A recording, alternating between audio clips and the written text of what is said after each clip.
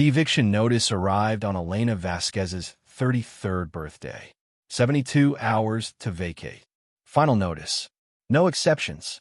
She stood in her studio apartment, holding the paper with numb hands. Behind her, 7-year-old Lucia hummed while coloring at the card table that served as their dining room, desk, and only flat surface in 340 square feet of barely affordable Boston living. For years since the divorce.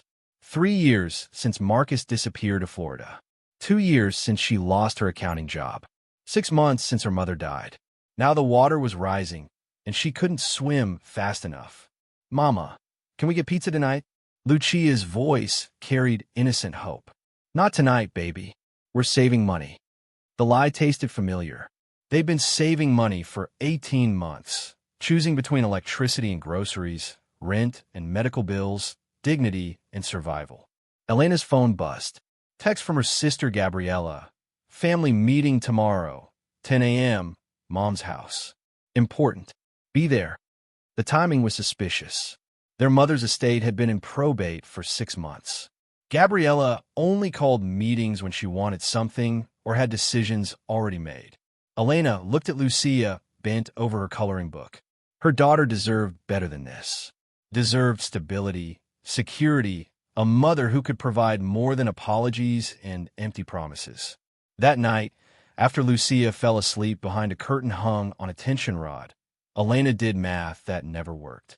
Bank account, $247. 18. Next paycheck, $680 in 4 days. Credit cards, maxed. The numbers refused to add up to survival. She pulled out her mother's photo album, found the picture she'd been avoiding. Maria Vasquez, worn down by cleaning houses for wealthy families. Behind her in the photograph, Uncle Raymond's house next door, the small Cape Cod where he'd lived alone for 40 years, typing manuscripts that never got published. Raymond had died 3 weeks before Elena's mother. Sudden heart attack at 72. Now both houses sat empty, waiting for Gabriella to decide their fate as estate executor. Elena closed the album. Tomorrow she'd face Gabriella's meeting. Tomorrow she'd figure out how to tell Lucia they were moving again. But tonight, she wondered when exactly her life had become something she needed to survive rather than something she wanted to live. The next morning brought rain that felt personal. Elena dressed Lucia in their last clean outfit, made breakfast from expired milk and cereal, and caught the bus to Dorchester.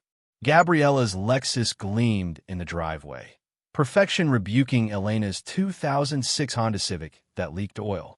Michael's rust-covered truck was already there too. Inside, the house smelled like their mother. Gabriella had already started sorting belongings into piles. Keep, donate, trash. Michael sat at the kitchen table, exhaustion written in his weathered face. He nodded at Elena, solidarity because he knew what poverty looked like. Gabriella emerged wearing yoga pants that cost more than Elena's monthly food budget, carrying a clipboard. "Good, you're here. We need to make decisions." No greeting, no acknowledgement of grief. Just logistics. What decisions? Elena kept her voice neutral. "The houses need to be sold. Mom's and Uncle Raymond's. The agent says we can list them together. Should get around $800,000 combined. Split 3 ways. That's roughly $240,000 each." The number hit like physical force. $240,000. Enough to stop drowning. When Gabriella's expression shifted into calculated smugness. That's the complication. Raymond's house is packed with junk. 40 years of accumulated garbage. The agent says we need to clear it out. Professional company quoted $15,000. Michael choked on his coffee. 15 grand to throw away junk. Every room is impassable. We need professionals. Can't we do it ourselves? Elena heard herself say, "I'm between jobs. I can handle it." Silence carried weight. Gabriella studied Elena with calculation. "Elena, you can't even manage your own life. How will you manage clearing an entire house?" The words landed like slaps, accurate and cruel. "I can do it. Give me 2 weeks." Gabriella consulted her clipboard. "Fine, 2 weeks. But if you can't finish, we hire the company and their fee comes out of your share." The trap was obvious, but $240,000 was worth it. Understood. Uncle Raymond's house sat next door. Elena stood on the porch, key in hand. Lucia pressed against her side. Is this where Uncle Raymond lived? Yes, baby. He was a writer. He typed stories here. Did they find treasure? Elena unlocked the door onto darkness, smelling of old paper and dust. Sometimes. Not always. But they tried, and trying mattered. Inside stopped her breath. Every surface covered. Books stacked on books. Newspapers yellowed with age. Magazines from the 1970s. But it wasn't chaos. It was Raymond's specific order. Books organized by subject. Manuscripts labeled with dates. His typewriter desk still sat by the window. Beautiful, solid oak, Royal Quiet Deluxe from the 1950s on top. This was where Raymond had spent 40 years typing dreams onto paper. Mama, there's so much stuff. We'll take it one room at a time, baby. Elena photographed each room, documenting the scope. Living room buried under books. Kitchen with dishes Raymond had used. Bedroom with life interrupted mid-sentence. The office worst of all. Papers everywhere. Filing cabinets stuffed full. 40 years of writing nobody wanted to read. That first day, they hauled 17 bags of trash. By evening, Elena's back ached, and they'd barely made a dent. 2 weeks suddenly felt impossibly short.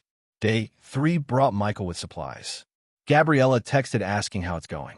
Told her you were making progress. Are you? Define progress. I've removed 3% of the junk. They worked in silence. By sunset, they'd cleared the living room enough to see carpet. Lucia discovered a box of photographs, called Elena over. Mama, look, it's you. The photograph showed 8-year-old Elena at Raymond's typewriter, him standing behind her, both smiling. She remembered that afternoon, Raymond teaching her to type, explaining that words were music, that everyone had stories worth telling. When was this? Long time ago, before I forgot how to believe in things. Something stirred in Elena's chest that felt dangerously like hope. Day 5 brought Gabriella unannounced, clipboard ready. She walked through, calculation on her face. This is taking too long. You're never going to finish. I have 9 days left, and 80% still to clear. Be realistic. I can do this. No, you can't. You never could handle responsibility. That's why your life is such a mess. Aunt Gabriella, please stop being mean to my mama. Lucia's small voice cut through. You're being a bully. Why are you scared of my mama? The question landed with precision. Gabriella's face cycled through emotions before settling on icy composure. I'm trying to help your mother avoid disappointment. By telling her she'll fail? That's not help. That's mean. Gabriella left without responding, Lexus peeling out with force. Elena stood frozen between pride and shame. Baby, you didn't have to do that. Yes, I did. She's wrong about you. You're going to clear this house because you said you would. The faith in her daughter's voice felt like gift and burden. Day 7 brought unexpected help. Mrs. Chun from next door appeared with food. We heard you're clearing Raymond's house. He was a good neighbor. We help. 3 neighborhood women descended like an organized battalion. By evening, they'd cleared the dining room, hallway, and master bedroom. The house was remembering how to be livable. Over lo mein, Mrs. Chun told stories about Raymond helping her practice English, typing her citizenship application, attending her husband's funeral. He was lonely but chose kindness over bitterness. That's rare. Maybe success wasn't about external validation. Maybe it was about doing the work, maintaining faith, refusing to let poverty destroy spirit. Day 9 brought the dreaded back bedroom. Filing cabinets weighing 300 pounds each, packed with papers from the 1960s. Michael arrived early. This needs dynamite or divine intervention. They had neither. Elena opened drawers. Papers, manuscripts, rejection letters carefully filed. Thousands of them. Raymond had kept them all. Documentation of persistence despite systematic dismissal. Why save these? Lucia held a rejection from 1978. Because they proved he tried. The cabinets yielded nothing valuable. No cash, no stock certificates. Just endless paper, the physical weight of Raymond's dreams that would end up recycled. By evening, they'd cleared 3 cabinets. 7 remained. Gabriella texted at 9 p.m. How's progress? Elena typed back, on schedule. The lie felt necessary. Day 11 brought crisis. The eviction notice expired. The marshal arrived at 8 a.m. with paperwork. For hours to remove all possessions before locks changed. Elena called Michael, Mrs. Chun, everyone who might help. They came with trucks and solidarity. Everything Elena owned fit into Michael's truck with room to spare. Proof she'd been living on disaster's edge. Where will you sleep? Mrs. Chun asked. Raymond's house. Until we sell it. The irony wasn't lost. Elena was homeless, moving into the house she was clearing for sale. That night, she and Lucia slept on an air mattress in Raymond's living room. Mama, are we homeless? We have a home. It's just temporary. How temporary? Elena didn't have an answer. She pulled Lucia close. Tell me what you want to be when you grow up. A writer, like Uncle Raymond. Why? Because he made beautiful things even though people said no. Because you said trying matters more than succeeding. Elena's throat tightened. Then you'll be a great writer, baby. The best. They fell asleep holding each other. Two people learning that home was a choice to stay together regardless of circumstances. Day 13 brought the final push. 24 hours remained. The filing cabinets still blocked the back bedroom. Michael arrived at dawn. They worked in assembly line efficiency. Cabinet after cabinet yielded manuscripts, correspondence, research notes. Raymond had been meticulous, dedicated, documenting everything.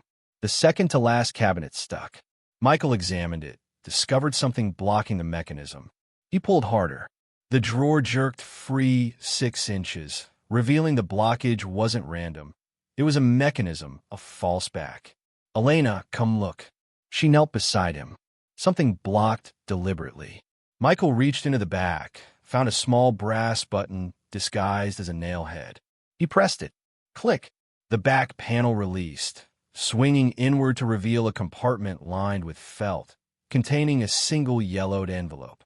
Elena lifted it with trembling hands. Her name in Raymond's handwriting. For Elena, when she needs it most. Dated 3 weeks before his death. Lucia pressed close. What is it, Mama? Elena broke the seal, pulled out pages worn soft from handling. Raymond's letter covered both sides. His final message. My dearest Elena, if you're reading this, I'm gone, and you found my secret because you're the only one who would look hard enough, care enough, persist despite everyone telling you to quit. I watch poverty try to crush your spirit. I watch your family judge you. This letter contains instructions for finding something I've hidden, something that will change your life. First clue, where stories begin and end, where characters are born. Second clue, the writer's throne, positioned for morning light. Third clue, what holds the keys to other worlds. You'll know when you found it. Trust yourself. With love and faith, Uncle Raymond P.S. Don't let Gabriella bully you. Her success doesn't make your struggle a failure. Elena read it 3 times. Riddles. Raymond had left her riddles. Where stories begin and end. The typewriter. The writer's throne. His chair. What holds the keys to other worlds. Keys. Actual keys. Her eyes went to the desk itself. Old desks had secrets. Hidden drawers, false backs, compartments built by craftsmen. Elena examined the desk systematically. Lucia helped, her small fingers finding gaps Elena missed. Check here, Mama. This doesn't feel right. The bottom right drawer had a strange gap. Elena pulled it completely out, peered into emptiness. Michael shone his flashlight. There. Something's back there. Elena reached in, fingers searching blindly until they touched leather. She gripped it, pulled carefully. A hidden drawer slid forward. 12 inches wide, 4 inches tall, lined with felt, containing a leather portfolio tied with string. Elena untied it slowly.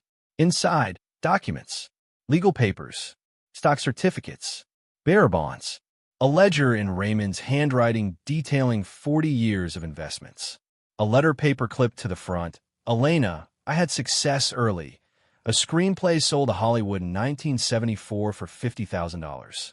Everyone expected me to chase fame. Instead, I stayed here, invested the money, lived simply.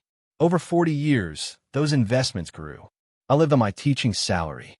The investments compounded untouched. I watched you struggle. Watched Gabriella judge you. I wanted to help, but knew that giving money while alive would cause problems. The portfolio contains documentation for investments currently valued at approximately $356 million. Yes, million. This is yours, not your family's. Not Gabriella's to manage or Michael's to borrow. Yours. Use it wisely. Use it to prove that persistence matters. Don't let anyone make you feel guilty. You earned it by being you, by maintaining kindness despite cruelty. I'm proud of you, Elena. With all my love, Uncle Raymond. Elena couldn't breathe. $356 million. The numbers wouldn't process. Bearer bonds and denominations she'd never seen. The ledger showing 40 years of careful investment. Mama, Lucia's voice carried concern. Are you okay? Elena looked at her daughter, at Michael showing shock at the desk that had held this secret for 40 years. Baby, I think we're more than okay. She pulled Lucia into her lap, held her tight, and for the first time in 4 years, believed tomorrow might actually be different. Elena secured the portfolio in Michael's truck and forced herself to continue clearing the house. They finished the cabinets by sunset. The back bedroom emerged from decades of accumulation. Michael sat exhausted. So what now? Now we verify everything. Make sure it's real. Then figure out how to handle this without Gabriella try to claim it. You're not going to tell her? Not yet. First I verify, then I decide what to share. Michael nodded slowly. This is your call. But Elena, be careful. Money changes people, changes families. I know. Tomorrow she'd call financial advisors. Tomorrow she'd learn about protecting sudden wealth. But tonight, she sat holding Raymond's letter, crying quietly while Lucia slept and the typewriter desk stood sentinel over secrets revealed after 40 years of waiting. Uncle Raymond had believed in her when nobody else did. Elena promised herself she would honor his faith, would use this wealth wisely, would prove that persistence mattered. The desk sat in moonlight, its secret revealed, its purpose fulfilled. This story was ending. But Elena's real story, about second chances and faith vindicated and treasures found by people brave enough to keep searching, was just beginning. Day 14 began at 5 a.m. Elena couldn't sleep, staring at the portfolio that had transformed poverty into possibility. The documents looked authentic, but authenticity required verification. She researched financial advisors specializing in sudden wealth. Settled on Morrison & Associates, discretion and experience with complex inheritance situations. At 8 a.m. sharp, she called. My name is Elena Vasquez. I need to speak with someone about verifying an inheritance. It's substantial and complex, and I need discretion. The magic words shifted the receptionist's tone. 30 seconds later, a male voice. This is David Morrison. Elena took a breath. My uncle died 6 months ago. I found a hidden portfolio. Bearer bonds, stock certificates, investment records spanning 40 years. His ledger claims it's worth approximately $356 million. I need to know if that's accurate. Silence. Then, that's an extraordinary claim. Bearer bonds of that value are rare. Stock certificates from 40 years ago might be worthless. That's why I need verification. I have documentation. Can you come to my office this morning? 10 o'clock? Bring everything. I'll be there. Morrison & Associates occupied the 15th floor of a downtown building where marble and glass announced wealth. Elena clutched the portfolio, feeling profoundly out of place. Her clothes screamed poverty in a place designed to make it invisible. David Morrison waited in a conference room. Late 50s, expensive suit, professional poker face. Ms. Vasquez, thank you for coming. He acknowledged Lucia with a nod. I brought everything. Elena slid the portfolio across. Morrison opened it carefully, examining documents with systematic precision, lifting bearer bonds to light, checking watermarks, studying stock certificates for alterations, cross-referencing serial numbers against databases. His colleague Robert photographed everything, making notes. 20 minutes passed in silence. Elena's anxiety built with each second. Finally, Morrison looked up. Something in his eyes had changed. Ms. Vasquez, these appear to be authentic. The bearer bonds are from the 1970s and 80s. Extremely rare, most were converted to registered bonds in the 1980s. Are they worth what he claimed? Chin's answer came precise. The bearer bonds total approximately $47 million face value, plus accumulated interest. Current redemption value is approximately $83 million. Elena's breath caught, just from the bonds. Morrison continued. The stock certificates are more complex. Several companies no longer exist. However, most underwent mergers, meaning your uncle's shares converted to shares in acquiring companies. Chin looked up. IBM, Microsoft, Apple, Amazon, Berkshire Hathaway. Your uncle invested in technology companies in their early days, with stock splits and 40 years of appreciation. He double-checked calculations. The stock certificates represent ownership valued at approximately $267 million. The number landed like a blow. Elena gripped the table, dizzy. Ms. Vasquez, are you all right? She couldn't finish. Chun added quietly, there are also smaller holdings, mutual funds, dividend accounts. Those add approximately $6 million. Total portfolio value is $356. $2 million. Exactly what Raymond had claimed. 40 years of careful investing, meticulous record-keeping, patient compounding. Morrison gave her time to process. Ms. Vasquez, this is extraordinary. However, it comes with complications. Tax implications are substantial. Estate tax, capital gains tax, Massachusetts inheritance tax. You'll need legal representation, tax attorneys, security measures. I don't understand any of this. I've never had money. Morrison's expression softened. That's actually the smartest thing you could say. People who acknowledge they need help tend to preserve wealth. You're ahead by asking, what do I do first? First, we secure these documents in our vault. Second, we begin authentication with issuing institutions. Third, we assemble a team, estate attorney, tax attorney, financial planner. This requires multiple specialties. How much does this cost? Morrison named figures that would have been impossible yesterday. Our firm works on 1% of assets annually, approximately $3. $5 million per year. But our compensation aligns with your success. Okay, what do I sign? The paperwork took an hour. When they finished, Morrison walked them to the elevator.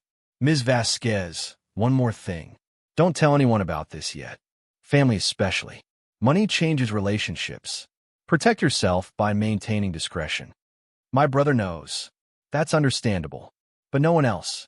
Trust me, premature disclosure causes problems. The elevator arrived. As doors closed, Morrison added, congratulations. But understand, your life just became infinitely more complicated. They emerged onto the street. Elena walked without direction, needing movement to process. Mama, are we really rich? It seems like we are, baby. Once everything is verified. What does that mean? It means Uncle Raymond loved us enough to save money for 40 years, so we'd never have to be scared about rent or food. It means we're safe. Safe. After 4 years of constant crisis, they were safe. Can we get pizza tonight?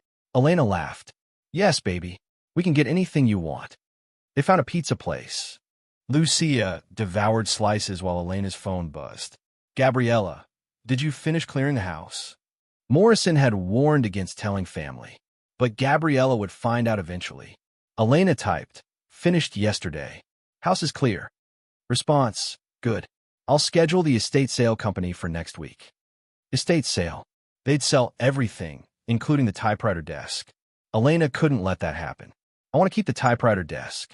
It has sentimental value. 3 dots appeared. Elena, we agreed to sell everything. The desk is worth maybe $2,000. I'll buy out your shares. $1,400. You and Michael split it. Longer pause. Fine, but I want cash before the estate sale. Done. Elena sent the conversation to Michael. He replied, smart move. That desk is part of the story. Keep it safe. By evening, The typewriter desk sat in a climate-controlled storage unit under Elena's name, secured with locks only she could open. Michael helped carry everything, asked no questions. When they finished, he pulled her aside. "What's your plan? You can't hide this forever." "I know. I just need time to get this structured before she starts making demands." "Is it part of the estate?" Elena showed him Raymond's letter. "This is yours, not your family's." Michael read it twice, whistled low. "That's explicit." "But Elena, explicit doesn't always matter in estate law. If he didn't update his will to reflect this gift, an estate attorney could argue it's part of estate assets subject to distribution." "What are you saying? You need a really good attorney. Gabriella's going to fight, and you'll need someone equally good to defend your claim." "I'll call Morrison tomorrow." "Fight for this, Elena. You earned it. Don't let Gabriella take it." Day 15 brought the dreaded call. Gabriella, voice tight. The estate attorney found something odd in Raymond's bank records. Large deposits in the 1970s never reported to the family. "Do you know anything?" Elena's heart hammered. "No. Why would I?" "Because you spent 2 weeks in his house. You found something, didn't you?" "I found personal papers. Letters. Nothing about bank deposits." "I don't believe you. I'm coming to Raymond's house today. If you've taken anything of value, I'll make sure the probate court knows. Theft from an estate is a felony." The line went dead. Elena called Morrison immediately. "My sister suspects I found something. She's threatening legal action." "How much time do we have?" "Maybe hours. Maybe days. Then we accelerate. I'll contact our estate litigation partner. We'll file paperwork claiming the portfolio as a valid inter vivos gift, property transferred before death. Your uncle's letter declaring intent is our primary evidence. But this will become contested. Can we win?" Morrison paused. "Estate law is complex. Intent matters, but so does execution. Your uncle's letter helps tremendously. But your sister has standing to challenge. This will likely require litigation." "How long?" 6 months minimum. Possibly years. But we'll petition for assets to remain frozen until dispute is resolved." "Do it. File everything." Gabriella arrived at 2 p.m. with her attorney, Gerald Harper. Elena met them with her own attorney, James Chun. The estate litigator Morrison had connected her with that morning. 2 sisters flanked by lawyers preparing for battle. Gabriella's eyes swept over Chun. "Elena, you hired an attorney? For what?" "To protect my interests." "What interests?" Chun stepped forward. "If your uncle made gifts before death, those gifts aren't part of the estate." "What gifts?" "What did you find, Elena?" Elena chose honesty, armed with legal protection. "I found a portfolio Raymond hid for me. Bearer bonds and stock certificates he'd accumulated over 40 years. He left a letter stating it was meant for me alone. It's a valid gift, and I'm claiming it." Gabriella's face cycled through emotions. "How much?" "That's none of your concern." "Like hell it's not. You can't just claim something because you found it. That's theft." Harper pulled out his phone. "Ms. Vasquez, I'm advising you to return any assets you've removed. Taking property from the estate constitutes conversion, possibly fraud." Chin responded. "My client found property gifted to her before Mr. Brennan's death. The letter establishing intent is clear. This isn't estate property. There's no documentation of transfer," Harper said smugly. "Just a letter that could have been written any time. The probate court will see through this." Gabriella stepped closer, voice dropping to a hiss. "You greedy bitch. After I gave you a chance to help with this estate, this is how you repay family? Raymond wanted me to have this. His letter says so explicitly. Raymond was a senile old man who typed fantasies. His wishes don't override estate law. Whatever you found belongs to all of us equally. And I'm going to make sure you don't steal 1 penny." She turned to Harper. "File whatever paperwork necessary to freeze her assets. Get a court order forcing disclosure." Elena walked away with Chun, maintaining dignified silence while Gabriella's rage echoed. Inside Chin's car, Elena finally shook. "Is this really happening?" "Yes.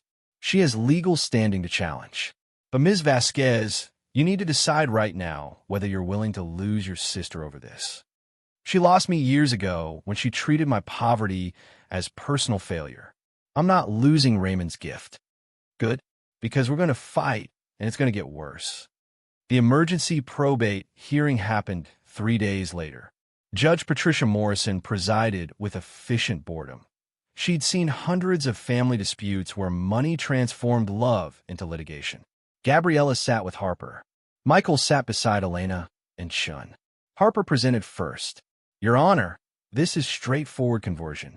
The defendant found assets and claimed them without legal basis. The alleged gift letter is suspicious, written shortly before death when the decedent may have suffered diminished capacity. A letter alone isn't sufficient when property remained in decedent's possession. Judge Morrison looked at Chun. Counselor, Your Honor, the letter is dated and explicit. Mr. Brennan wrote, "This is yours, not your family's." He created clues requiring his niece's specific knowledge, demonstrating clear intent. The fact that he retained possession is irrelevant. He intended for her to find it after death. What's the value in question? Harper answered quickly. The defendant refuses to disclose. However, we estimate millions. Shin corrected without emotion.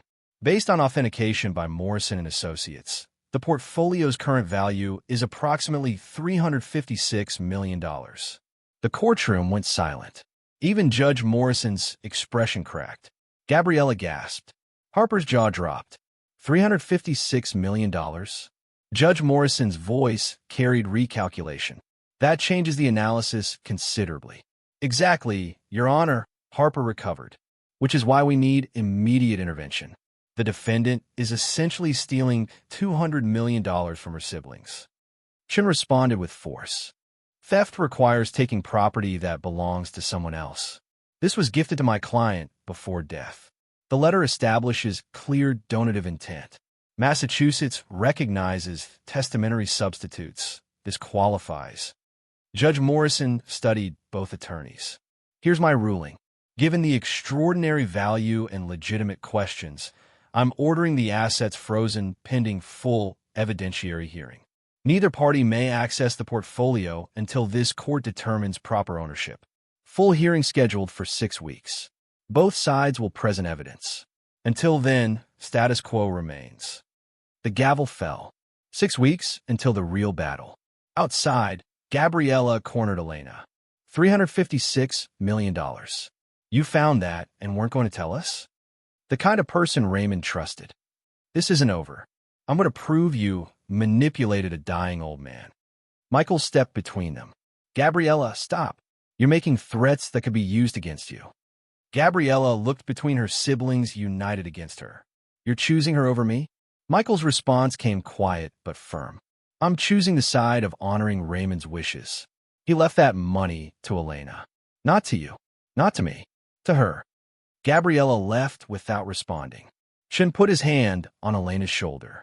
That went as well as expected. Judge Morrison is fair, but your sister is going to investigate everything. Your finances, your relationship with Raymond, looking for anything to prove you're unworthy. Let her investigate. I have nothing to hide. Everyone has something to hide, Chin warned. Small things that look bad in courtrooms. Overdue bills. Eviction notices. Financial struggles that can be framed as motive. The investigation began immediately. Harper hired a private investigator interviewing neighbors, former employers, anyone who might provide information. Mrs. Chun called upset. A man came asking questions about you, about whether you visited Raymond frequently, whether you seemed interested in his finances. I told him you were a good person, but he wrote everything down. Elena's ex-husband Marcus somehow learned about the inheritance and filed for increased child support. Her former landlord contacted Harper's investigator with eviction details. Every piece of her life being assembled into a prosecution narrative. Chin prepared Elena for depositions. They'll ask about every conversation with Raymond. Answer honestly, but carefully. Don't volunteer information. What if the honest answer makes me look bad? Then it makes you look bad, but lying makes you look worse. 3 weeks before the hearing, Morrison called. We've completed authentication. Everything verified. Total value is $362 million due to market appreciation. Elena felt no joy. She couldn't access any of it. There's more. The IRS has been notified. They're investigating whether Raymond properly paid taxes on investment income. If he didn't, there could be tax liability, tens of millions. How does this affect my inheritance? If the court rules in your favor, you inherit the portfolio and the tax liability. Either way, tens of millions are coming off the top. That night, Elena lay awake. Was it worth fighting Gabriella, enduring investigation, accepting tax liability, all for money she might lose? But Raymond's letter. You earned it by being you, by maintaining kindness despite cruelty. He'd seen her, believed she deserved this. Honoring his faith meant fighting even when the fight felt impossible. 2 weeks before hearing, Chun prepared Elena intensively. They'll try to break you on the stand. Ask about financial situation, your relationship with Raymond. Your job is to stay calm and answer honestly.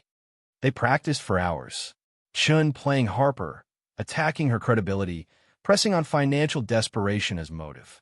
Isn't it true you were being evicted? Homeless? That you needed money desperately? Yes, I was being evicted. Yes, I needed money. But I didn't manipulate Raymond. He left these assets because he wanted me to have them. 1 week before hearing, Michael visited with news. Gabriella hired a second investigator looking into Raymond's mental state, trying to prove diminished capacity when he wrote the letter. Can they prove that? Raymond was 72, lived alone, collected things. Easy to frame as cognitive decline. But he wasn't incompetent. His letter was clear. His investment strategy was sophisticated. You know that. But Harper's going to argue that hiding wealth and writing secret letters is evidence of paranoid delusions. They'll call expert witnesses, psychologists who will testify about elderly people with declining capacity making irrational decisions. Chun needed to know. They began building counter-evidence. Mrs. Chun, Raymond's doctor, the librarian, all willing to testify he was lucid until the end. 3 days before hearing, Harper filed claiming Raymond's letter was forged. Forensic analysis showed inconsistencies suggesting recent creation. Chun called immediately. They're attacking authenticity. If they prove it's forged, your case collapses. We need our own experts. I didn't forge anything. The next 48 hours brought experts examining paper, analyzing ink, comparing handwriting. They concluded the letter was authentic. Paper dated to 2024, ink matched pens from his office, handwriting consistent with his manuscripts. Harper's expert had been wrong or deliberately misleading. The night before hearing, Elena couldn't sleep. She sat at the typewriter and typed a letter to Raymond, knowing he'd never read it, but needing to say words that had been building. Dear Uncle Raymond, I found your treasure. I'm fighting to keep it, but I'm scared. Scared I'll lose. Scared the court won't believe me. You wrote, I earned this by being me.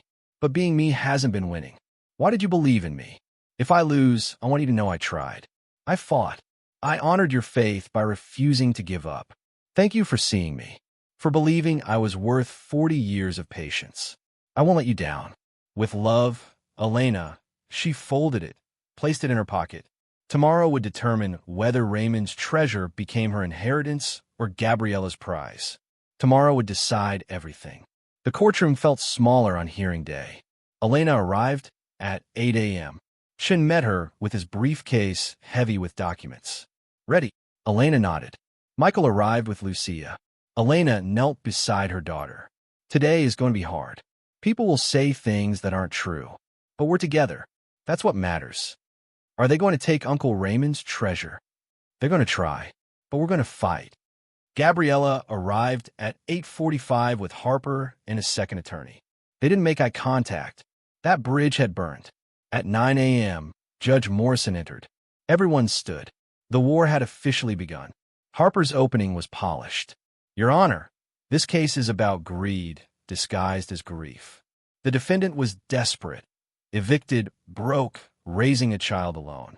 She spent 2 weeks alone in her uncle's house with full access.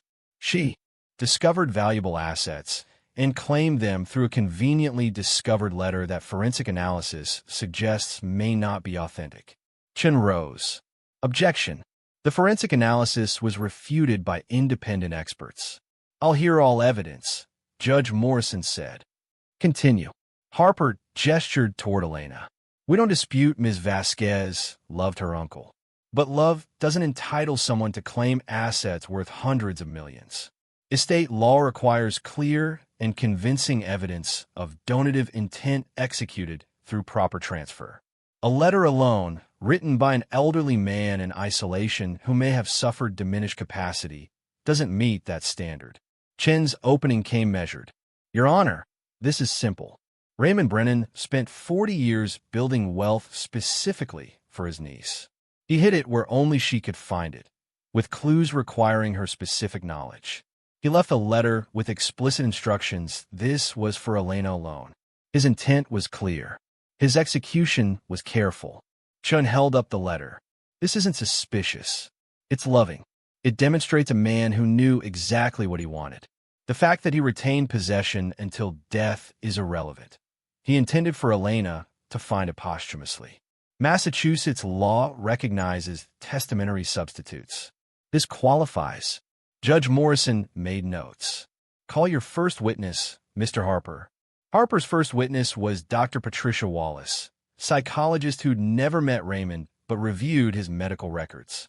Based on records showing Mr. Brennan lived alone, avoided social contact, engaged in hoarding behaviors and obsessive record-keeping, I believe he showed signs of cognitive decline consistent with early-stage dementia or paranoid ideation. Could a person showing these symptoms make rational decisions about complex financial gifts? It would be highly unusual. People with cognitive decline often make impulsive decisions benefiting the last person who showed attention. The fact that Mr. Brennan hid wealth for decades suggests possible paranoid tendencies that could compromise decision-making. Chen's cross-examination was surgical. Dr. Wallace, you never met Mr. Brennan? Correct. You never observed his behavior directly? No, but medical records, yes or no? You never observed him? No. Chen pulled out documents. Dr. Wallace, I'm showing you bank records documenting Mr. Brennan's investment transactions over 40 years. Do these show sophisticated financial planning? They appear organized, yes. More organized than someone with dementia could manage. Dementia patients can sometimes maintain routines. Could someone with the cognitive decline you diagnosed maintain 40 years of sophisticated investment strategy with consistent returns? Wallace hesitated. It would be unusual, more than unusual. Impossible, correct? I can't say impossible. Thank you, doctor. Harper's second witness was Gabriella. She wore conservative clothing, concern rehearsed to sound genuine. He became increasingly isolated. When I visited, he seemed confused. He talked about conspiracy theories. Did he ever mention giving gifts to family members? Never. Finding out he had wealth was a complete shock. Were you aware of Ms. Vasquez visiting him regularly? Gabriella turned toward Elena. She visited occasionally when she needed something. Money for rent, help with bills. Elena took advantage of his generosity. Chen objected. Speculation and character attack. Sustained. Chen's cross-examination exposed contradictions. How often did you visit Uncle Raymond in his final year? A few times. I have a busy schedule. How many times specifically? 4 or 5 times, I think. In 12 months, you visited 4 or 5 times. Yet you're testifying about daily mental state you didn't observe? Gabriella shifted. I spoke with neighbors. Chen pulled out phone records. These are your uncle's records from his final year. They show 0 incoming calls from your number.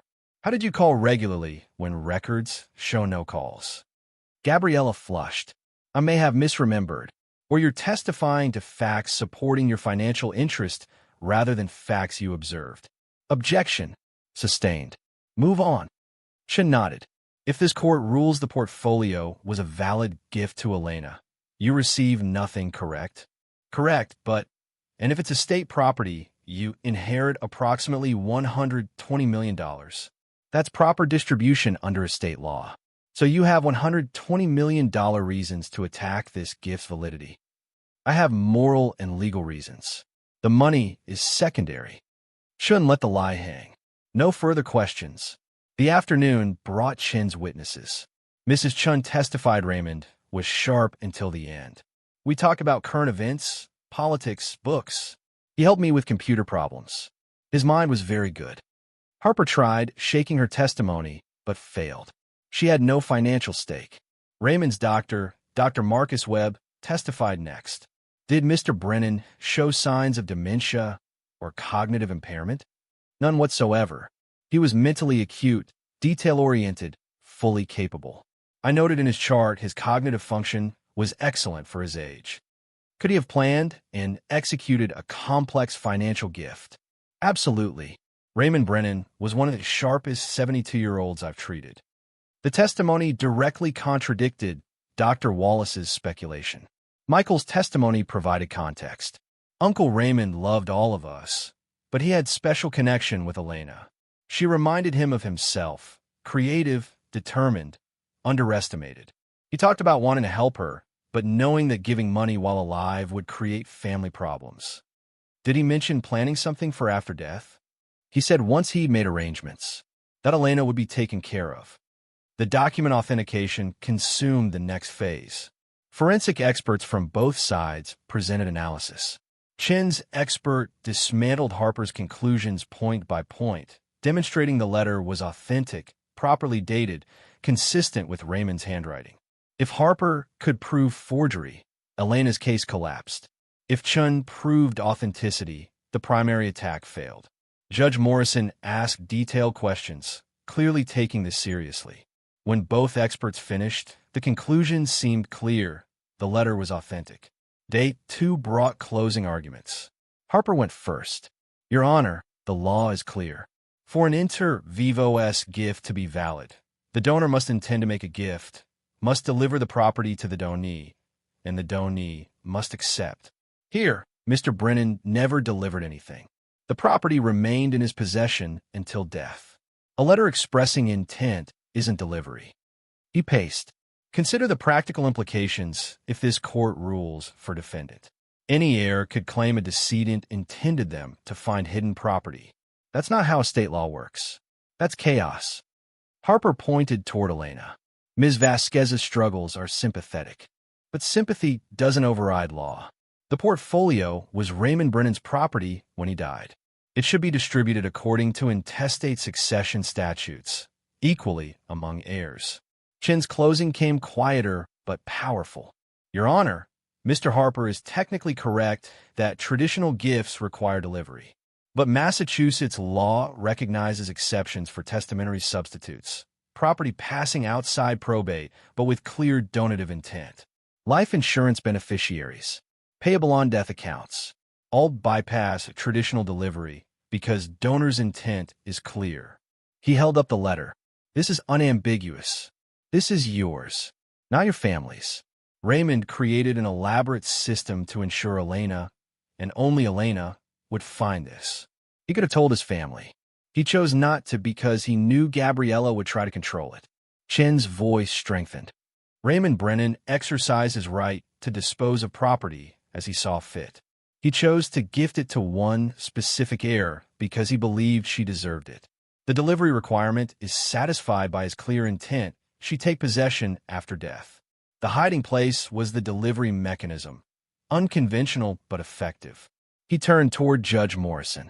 Your Honor, this court has the opportunity to honor an old man's wishes or let technicality override intent. Raymond saved for 40 years to help his niece. He planned carefully. He executed thoughtfully. He left documentation removing all doubt. We're asking this court to recognize that intent matters, that estate law allows flexibility when evidence is this clear, and that Ms. Vasquez deserves to receive what her uncle spent his life building specifically for her. The silence felt heavy. Judge Morrison gathered notes. I'll issue my ruling from the bench this afternoon. We'll reconvene at 2 p.m.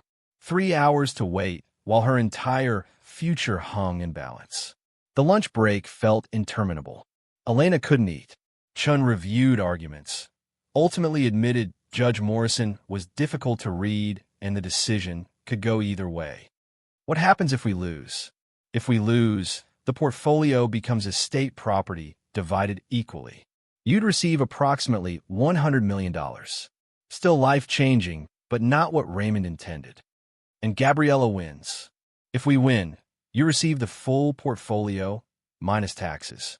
Approximately $300 million. And legal precedent that honors donative intent. At 1:55 p.m., they returned. Judge Morrison entered at 2 p.m., expression revealing nothing. I've carefully considered all evidence and arguments. This is complex, involving substantial assets and sincere positions on both sides. I'll explain my reasoning before announcing my decision. She referred to notes. First, regarding Mr. Brennan's mental capacity. I find Dr. Webb's testimony more credible than Dr. Wallace's speculation. Dr. Webb examined Mr. Brennan directly and found him competent. The evidence convinces me Raymond Brennan was fully competent when he created the hiding place and wrote the letter. Elena's chest loosened fractionally. Second, regarding authenticity. The forensic evidence overwhelmingly supports the letter is genuine, properly dated, written by Mr. Brennan. 2 attacks defeated. But the critical question remained. Third, and most importantly, whether this constitutes a valid inter vivos gift. Mr. Harper argues traditional delivery requirements weren't satisfied.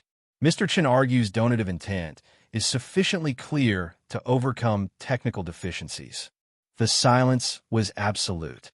Massachusetts law generally requires delivery for valid gifts. However, our courts have recognized exceptions where donative intent is exceptionally clear and where the donor created mechanisms for post-death transfer that effectively substitute for traditional delivery. The question is whether Mr. Brennan's hiding place and letter constitute such a mechanism. Judge Morrison paused. I find that they do. Elena's breath caught. Michael gripped her hand. Lucia whispered, "Did we win?" The letter is explicit and unambiguous. Mr. Brennan stated his intent clearly. This property was for Elena alone. He created an elaborate system ensuring she would find it. He could have told his family, distributed wealth during life, or structured it as traditional bequest. He chose not to, and his reasons, preventing family control and honoring Elena's specific needs, are rational and well-documented.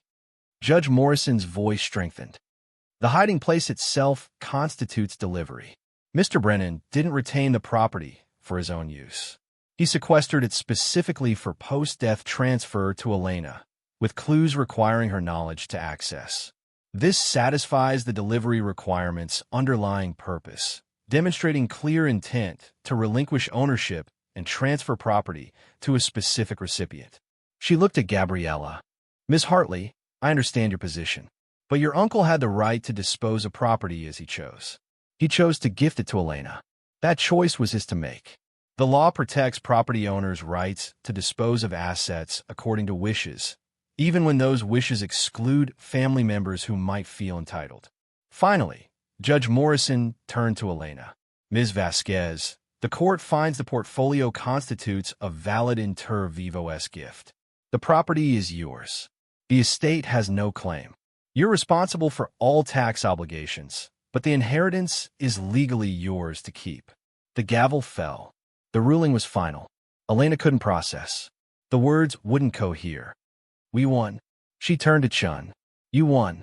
The portfolio is yours. Congratulations." Gabriella left immediately, refusing to speak to press. Michael hugged Elena hard. "You did it. Raymond did it. I just found what he built." "No. You fought for it. That took courage." Lucia tugged Elena's sleeve. "Mama, can we have our own house now?" The question grounded her. "Yes, baby. We can have our own house, with your own bedroom, and everything you want. I don't want everything. I just want you to stop being scared." "I'm not scared anymore." For the first time in 4 years, Elena wasn't afraid. The press conference happened in the lobby. She made a brief statement. Then reporters fired questions. "Ms. Vasquez, how does it feel to inherit $300 million? Like responsibility. Like I need to honor my uncle's faith by using this wealth wisely. Your sister claims you manipulated your uncle. How do you respond?" The court ruled that claim was baseless. "My uncle made his own decisions. I'm grateful he chose to help me and my daughter." "What will you do with the money?" "First priority is providing stability for my daughter. Beyond that, I want to honor my uncle's legacy by helping others the way he helped me. After the conference, Morrison met them to discuss next steps. We can establish accounts in your name, then begin systematic liquidation. That process takes several months. When can I actually use the money? We can establish a line of credit immediately. You could access $10 million tomorrow, but I'd recommend restraint initially. Sudden wealth syndrome is real. I don't want to be that person. Then you're already ahead. They discuss tax obligations, substantial but manageable. After all obligations, Elena would net approximately $295 million. Morrison pulled out paperwork. This authorizes $5 million immediate access for housing, living expenses, legal fees. It's enough to stabilize while we structure everything properly. That night, Elena splurged on a hotel room. Not the storage unit. An actual hotel with real bed and hot water. They ordered everything: burgers, fries, dessert. Her phone buzzed. Gabriella, you won. Congratulations. I hope you're happy destroying our family for money. Elena composed responses and deleted them. Finally, I didn't destroy our family. I honored Uncle Raymond's wishes. If you can't accept that, that's your choice. But I'm not apologizing for fighting for my daughter's future. She sent it, then blocked Gabriella's number. Some relationships couldn't be saved. Michael called minutes later. Saw the news.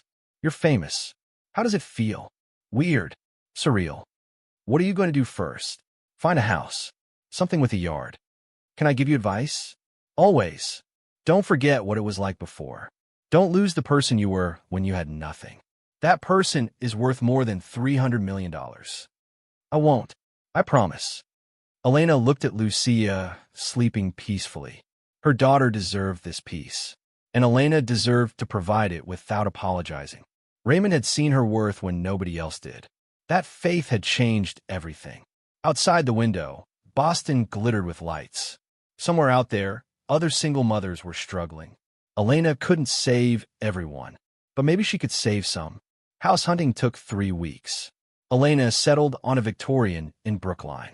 For bedrooms, original hardwood, a library reminding her of Raymond's office, and a yard perfect for the dog Lucia wanted.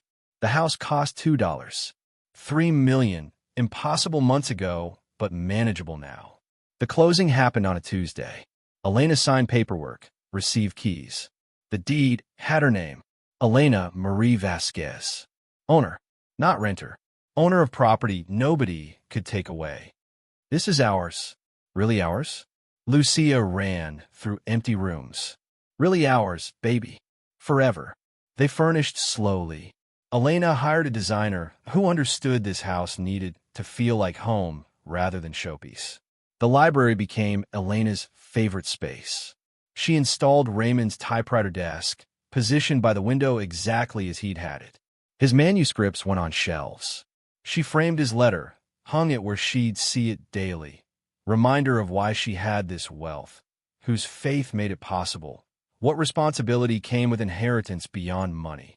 Lucia chose the largest bedroom, painted it purple, filled it with furniture and toys. The transformation from homeless to housed happened incrementally. Each purchase reclaiming normalcy poverty had stolen.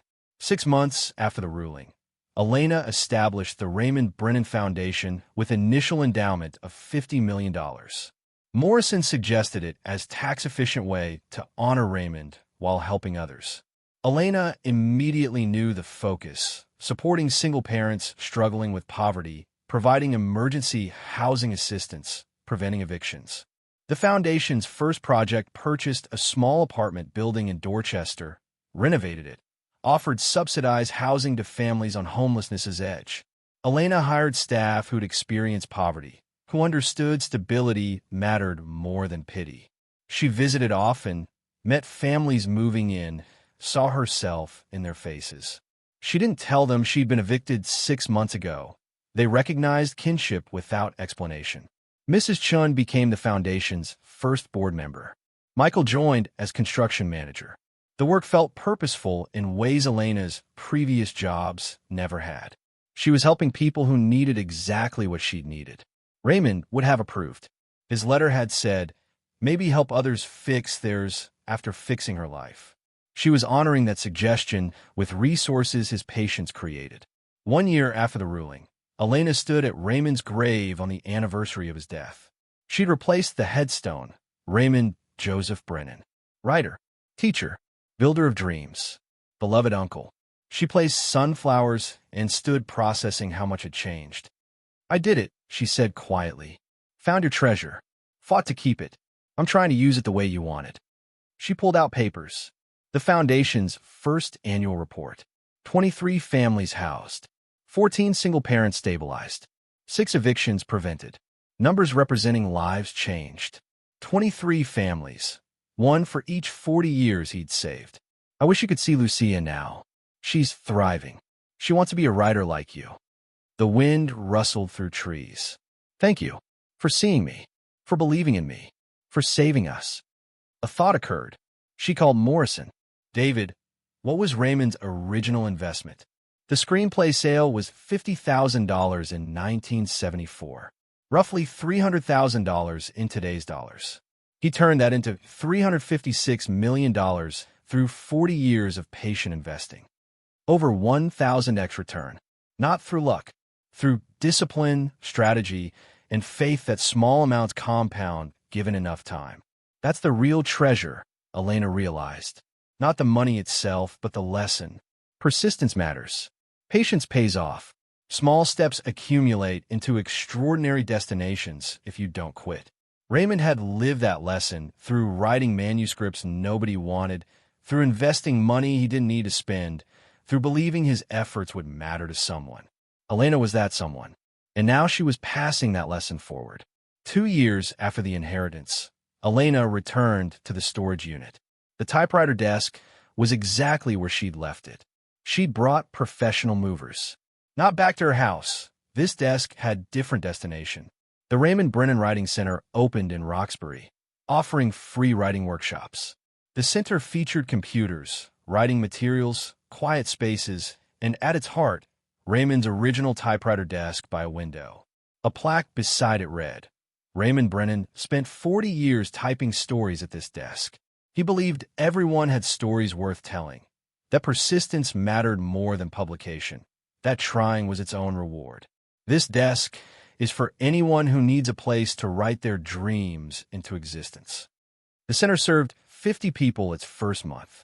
Writers who worked full-time and wrote at night. Single parents who carved out hours between childcare and survival. Elderly people who'd always wanted to write, but never had opportunity. Elena visited weekly, sometimes sitting at Raymond's desk herself, typing on the Royal Quiet Deluxe. She'd started writing, too, essays about poverty and wealth and the journey between them. She published her first piece in a regional magazine. What inheriting $300 million taught me about being poor got shared thousands of times, sparked conversations about poverty, wealth, and myths rich people told themselves. The piece ended with a line Raymond would have appreciated. Poverty isn't moral failure. Wealth isn't virtue, but how we use what we have, whether that's $300 million or $30, or just the determination to keep trying, that defines us more than the amounts themselves. 3 years after the inheritance, Gabriella reached out. A brief email suggesting they meet for coffee to discuss family matters. Michael encouraged her to respond. She's still your sister. Maybe give her a chance to apologize. Elena met Gabriella at a neutral coffee shop. Gabriella arrived looking older, worn. She lost weight. Her clothes hung looser. For long minutes, neither spoke. I was wrong, Gabriella finally said. About everything. About the inheritance, about you, about what mattered. I spent a year being angry, another being bitter, and 6 months being honest with myself about why I fought so hard for money I didn't need. Elena waited. I was jealous. My whole life, I'd done everything right. Good grades, good marriage, good career. And you struggled. You made what I consider bad choices. You lived in poverty while I built wealth. And somehow, despite all that, Uncle Raymond chose you. But it wasn't about equal. It was about who needed it most. I know that now. Took therapy and painful self-reflection, but I know. Gabriella looked directly at Elena for the first time. I'm not asking for forgiveness. I don't deserve it, but I wanted you to know I'm sorry. Sorry for the things I said, for the legal battle, for treating your poverty as evidence of moral failure. The apology landed with unexpected weight. Elena felt sad, for years lost, for relationship litigation destroyed, for the sister who'd let money poison everything. I forgive you. We're still sisters. I can't forget what happened, but I can forgive it. Maybe we can build something different going forward. Gabriella's eyes filled. I'd like that, if you're willing. They talked for 2 hours. Careful conversation, navigating damaged relationship, finding pieces that could be salvaged. They'd never be close the way sisters ideally were, but could perhaps be civil, occasionally warm. It wasn't perfect reconciliation, but it was something, a beginning. 5 years after the inheritance, Elena stood before a lecture hall at Boston University, invited to speak about sudden wealth and its psychological implications. She began with truth. 5 years ago, I was being evicted. I lived in my car with my 7-year-old daughter. I had $247 in my bank account. Today, I'm worth over $400 million. That transformation happened because my uncle saved money for 40 years and hid it in a desk for me to find. She paused. But here's what I learned. Money didn't change who I am fundamentally. It changed what I could do, what resources I had access to, what options were available. But it didn't make me smarter or more worthy. It just made me rich. She talked about poverty's realities, constant crisis management, how hunger affected decision-making, how exhaustion made long-term planning impossible, how society treated poor people as moral failures while treating rich people as virtuous regardless of how they'd acquired wealth. And I talk about responsibility. I didn't earn this money. My uncle earned it through 40 years of patient investing. I inherited it through luck. That doesn't make me smart or special. It makes me lucky. What I do with that luck is where moral responsibility begins. The foundation had grown substantially. Endowed with $150 million, it operated housing programs across Massachusetts, provided emergency assistance to thousands, funded job training and education programs. Elena showed data, eviction prevention rates, employment outcomes, children's educational improvements in stable housing. Numbers proving money spent well could change trajectories. But I also talk about limitations. Money solves material problems. It doesn't solve relationship damage, trauma, psychological effects of long-term poverty. Recovery takes time even after money arrives. I spent 2 years learning to trust one wouldn't lose everything again. The talk ended with advice. If you inherit sudden wealth, don't apologize for it. Don't feel guilty, but also don't assume it makes you superior. Money is a tool. How you use it defines you more than how you got it. The Q&A brought a question that hit differently. A young social worker. I see families in crisis every day. The system is so broken. Do you ever feel overwhelmed by how much need exists and how little your foundation can do despite having $150 million? Elena thought carefully. Every day, the foundation helps thousands, but millions need help. We prevent some evictions, but can't prevent all. It's overwhelming if I think about it as solving poverty. But if I think about it as honoring one person's faith in me by helping specific people with specific needs, it becomes manageable. She paused. My uncle couldn't save everyone either, but he could save one person, me, and through me, we're saving others. That ripple effect, that's what matters. Not fixing everything, but fixing something for someone. 7 years after the inheritance, Lucia turned 14. She'd grown into a confident teenager who wrote constantly, filling notebooks with stories about treasure hunters and determined women and families surviving impossible odds. For her birthday, Elena gave her Raymond's original manuscript of The Treasure Hunter's Daughter, the 450 pages he'd polished but never published. It's yours now. Maybe someday you'll revise it. Publish it under his name. Give his work the audience he never got. Lucia handled the manuscript with reverence. This is the best present ever. Elena's chest tightened with pride and gratitude that her daughter understood value beyond material possessions. understood that Raymond's real treasure was never the money, but the determination that created it. That night, Elena sat at the typewriter desk in her library, loaded paper into the Royal Quiet Deluxe, and typed her own story. For record, for Lucia to have someday, for Raymond's ghost to witness. She titled it, What Raymond Taught Me About Treasure. My uncle Raymond saved $50,000 from selling a screenplay and turned it into $356 million over 40 years. That's impressive. But the real treasure wasn't the money. It was what the money represented.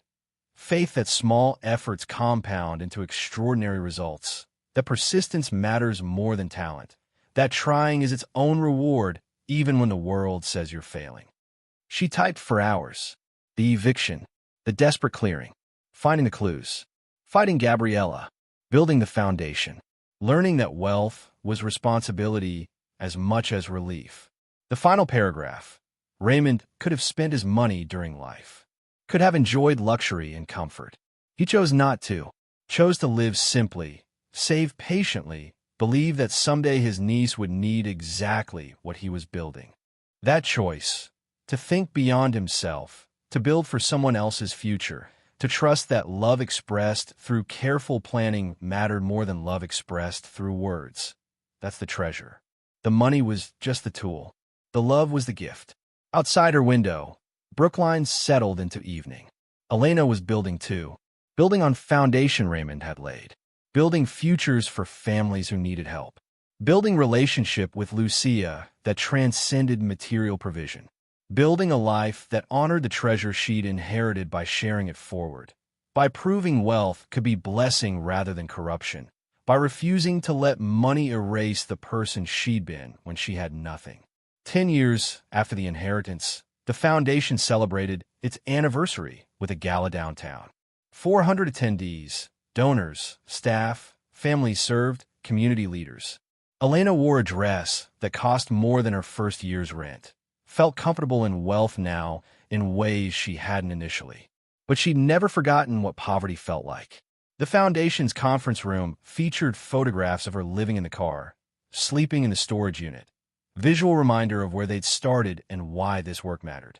Testimonials from families the foundation had helped. Maria Rodriguez, single mother, thank you for seeing us as humans deserving help rather than statistics deserving judgment. James Wilson, Navy veteran, before the foundation, I was sleeping in my car considering ending everything. You gave me reason to try again. The foundation had served over 23,000 families in 10 years, Raymond's number. The years he'd saved, now converted into people helped. Elena's speech came last.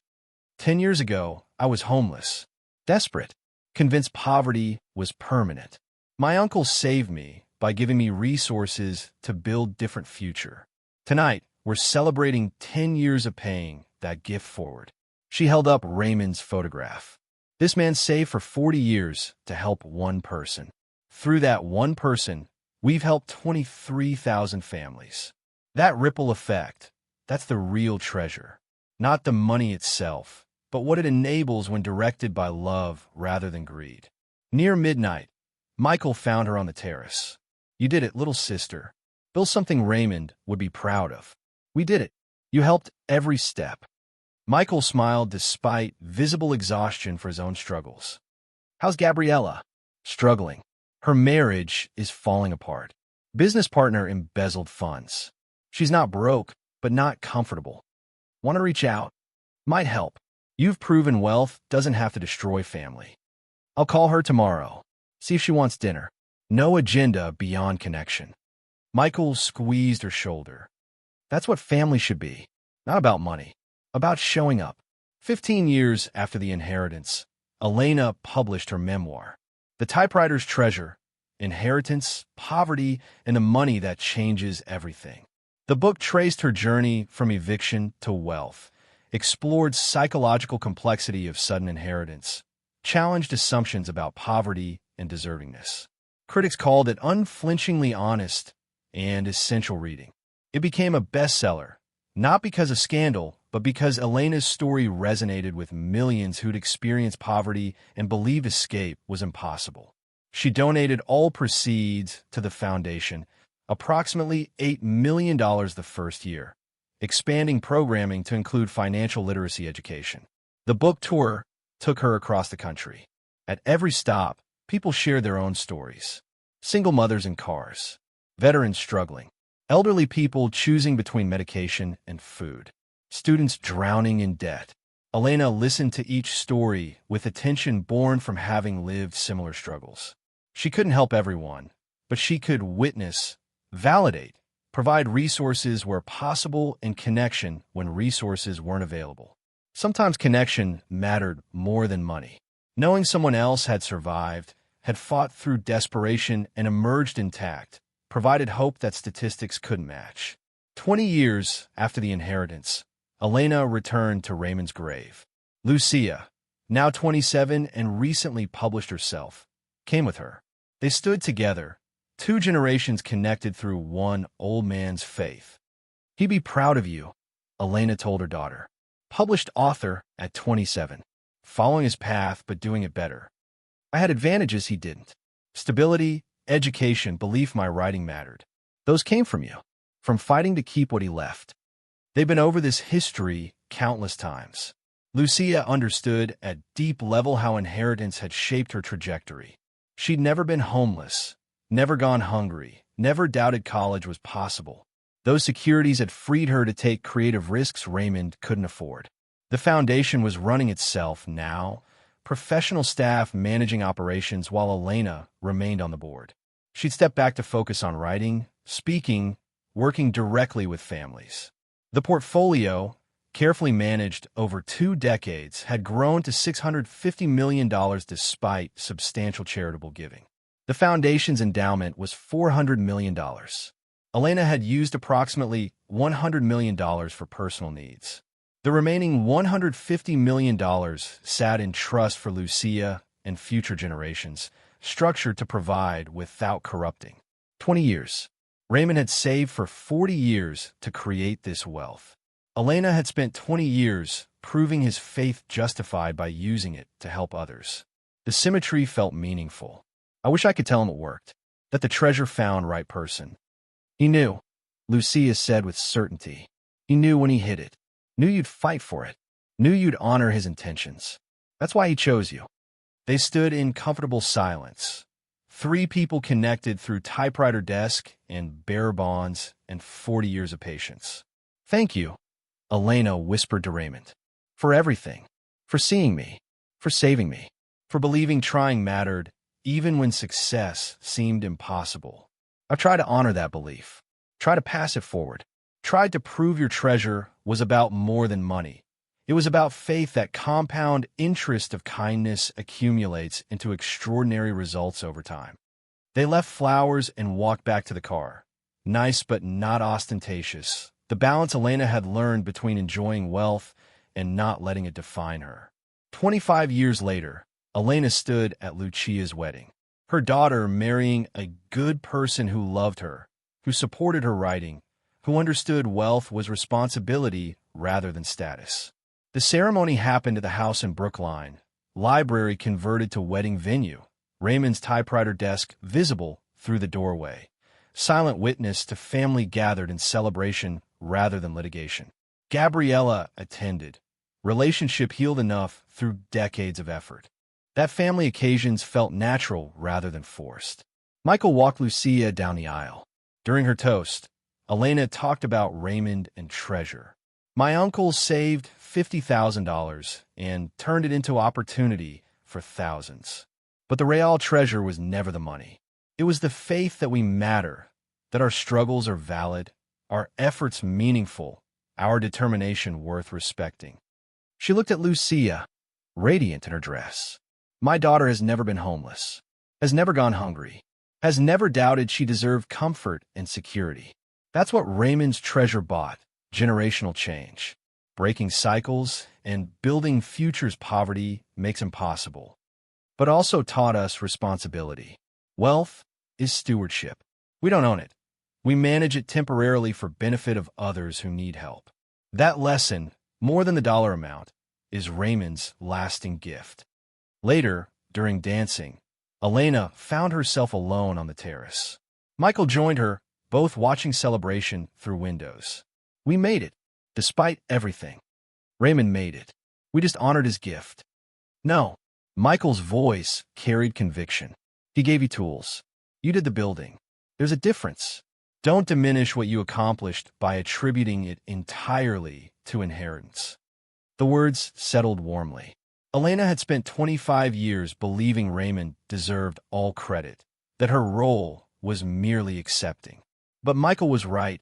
Accepting was only the beginning.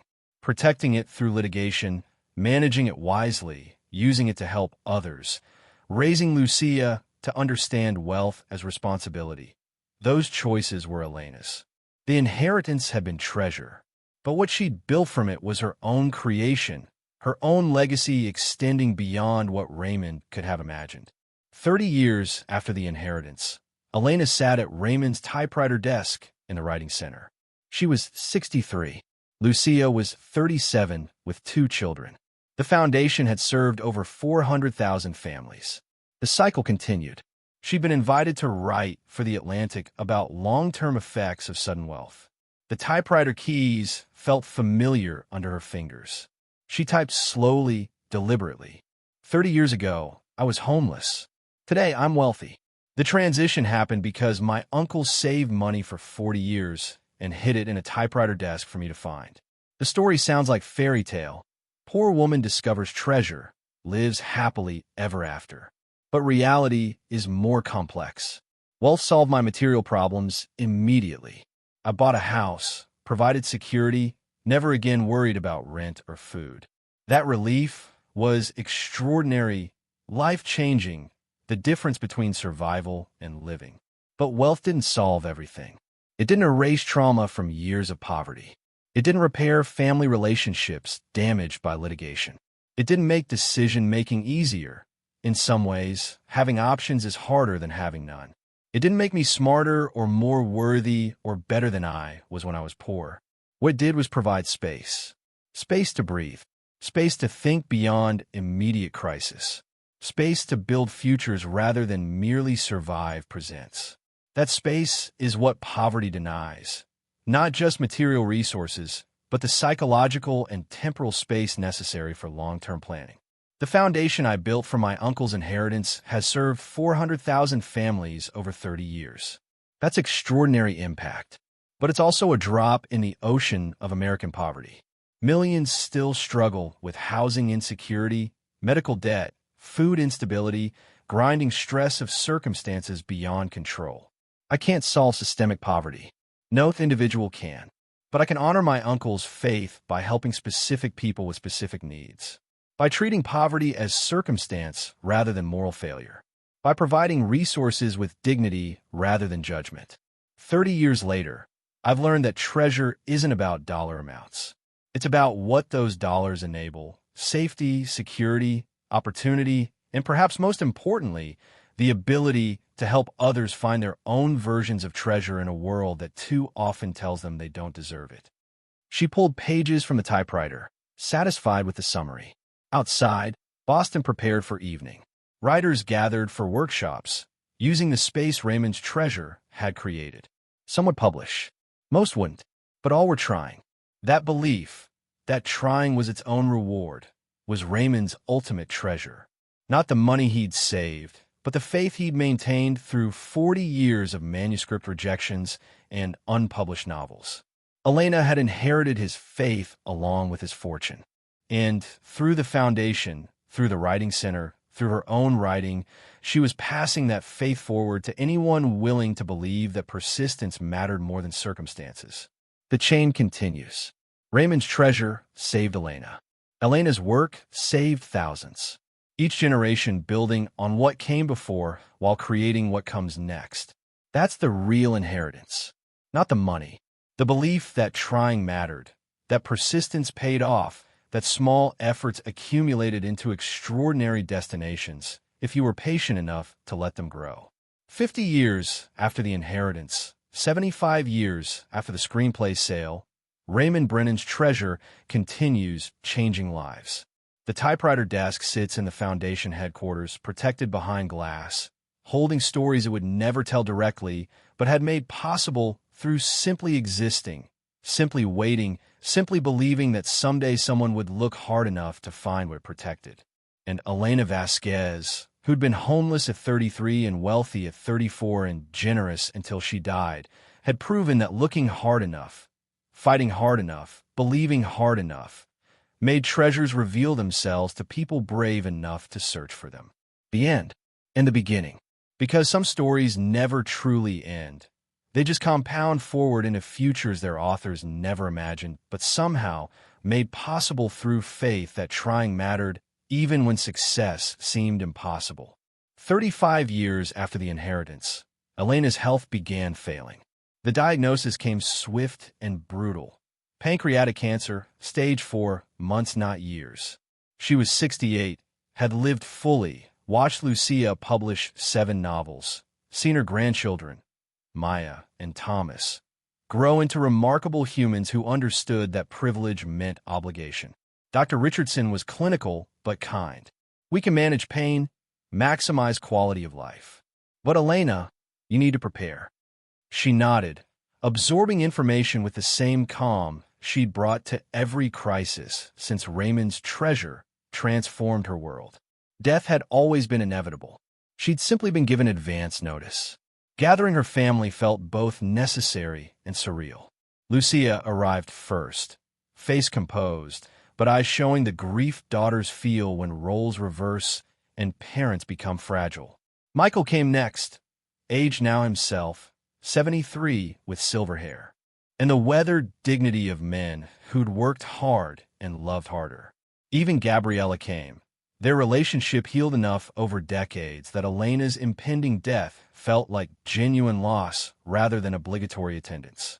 I'm not afraid, Elena told them in the library, Raymond's typewriter desk behind her like silent witness. I've lived more in these 35 years than most people experience in twice that. Raymond gave me time and resources. I've tried to use them well. Maya, 14, spoke with the bluntness teenagers sometimes wielded as shield against unbearable emotion. Grandma, what happens to the foundation? To everything you built? Elena had anticipated this. The legal work had consumed weeks with Morrison's firm, now run by Morrison's daughter after David's retirement 5 years prior. The foundation continues perpetually.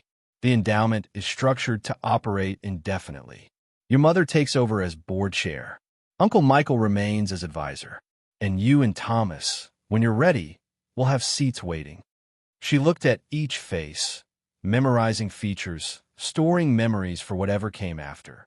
But more important than governance structure is understanding why the foundation exists.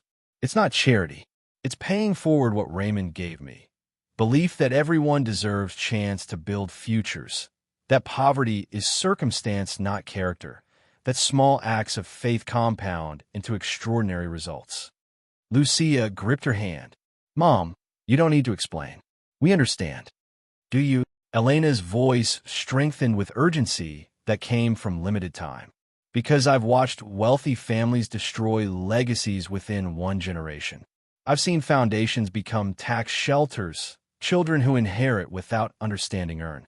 I need to know you'll protect what Raymond started, what I built, what matters more than the money itself. Thomas, 12, shifted uncomfortably. Grandma, we promise. But you're going to be okay, right? The doctors can make me comfortable. That's enough. Elena pulled both grandchildren close. Listen to me. Wealth doesn't make you better than anyone. It makes you responsible for more. You'll have advantages, education, opportunities, safety nets that millions lack through no fault of their own. How you use those advantages defines who you become. She released them, turned to Lucia. There's something I need you to have. Something I've been saving. From the desk drawer, Elena pulled out a worn notebook, the one she'd found in Raymond's filing cabinet all those years ago, containing his meticulous investment records, the 40-year journey from $50,000 to $356 million documented in his careful handwriting. This is how it started. Your great-uncle Raymond's ledger. Every investment, every dividend, every decision that compounded into the fortune that saved us. I want you to keep it with his original letter, with the manuscript he never published. physical evidence that patience and faith in refusing to quit actually matter. Lucia took the ledger reverently, thumbing through pages filled with numbers that represented not just money, but one man's determination that someday, somehow, his efforts would mean something to someone. Mom, this is history. Legacy. Proof that ordinary people can achieve extraordinary things through discipline and time. Raymond wasn't special. He wasn't brilliant. He was patient. He was consistent. He believed that small steps accumulated into destinations. That's the real inheritance I'm passing to you. The conversation continued into evening, planning Elena's final months, discussing medical care, arranging for hospice, addressing practicalities that death demanded. But underneath logistics flowed something deeper, the transfer of not just wealth but wisdom, the passing of torch from generation to generation. Elena insisted on continuing her work through treatment. I'm dying, not dead, she told her oncologist when he suggested rest. About months. I'm using them. The foundation's monthly board meeting happened in the library of her Brookline home, converted temporarily into conference space. Staff gathered, 12 employees now, all of them former foundation beneficiaries who'd stabilized their lives and chosen to help others climb the same ladder. Marcus Thompson, 38, had been homeless veteran 5 years ago when the foundation's housing program gave him stability to address PTSD. Now he ran veteran outreach, connecting ex-military to resources with understanding only someone who'd lived it could provide. Jennifer Park, 42, single mother who'd escaped domestic violence through Foundation Emergency Assistance, now directed the Domestic Violence Intervention Program, guiding other women through paths she'd navigated herself. Each staff member carried similar stories, lives transformed by practical support offered with dignity rather than judgment, who'd chosen to stay and pay forward rather than simply escape. Elena surveyed faces representing the Foundation's evolution.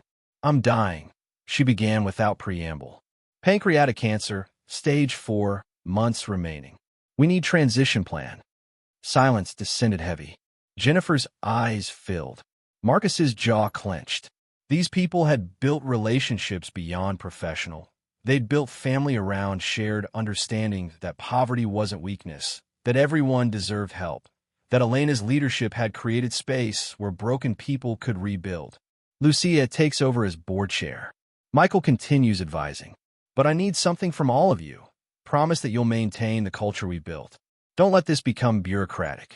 Don't let it become another nonprofit where overhead consumes resources and paperwork replaces people. Keep it personal. Keep it real.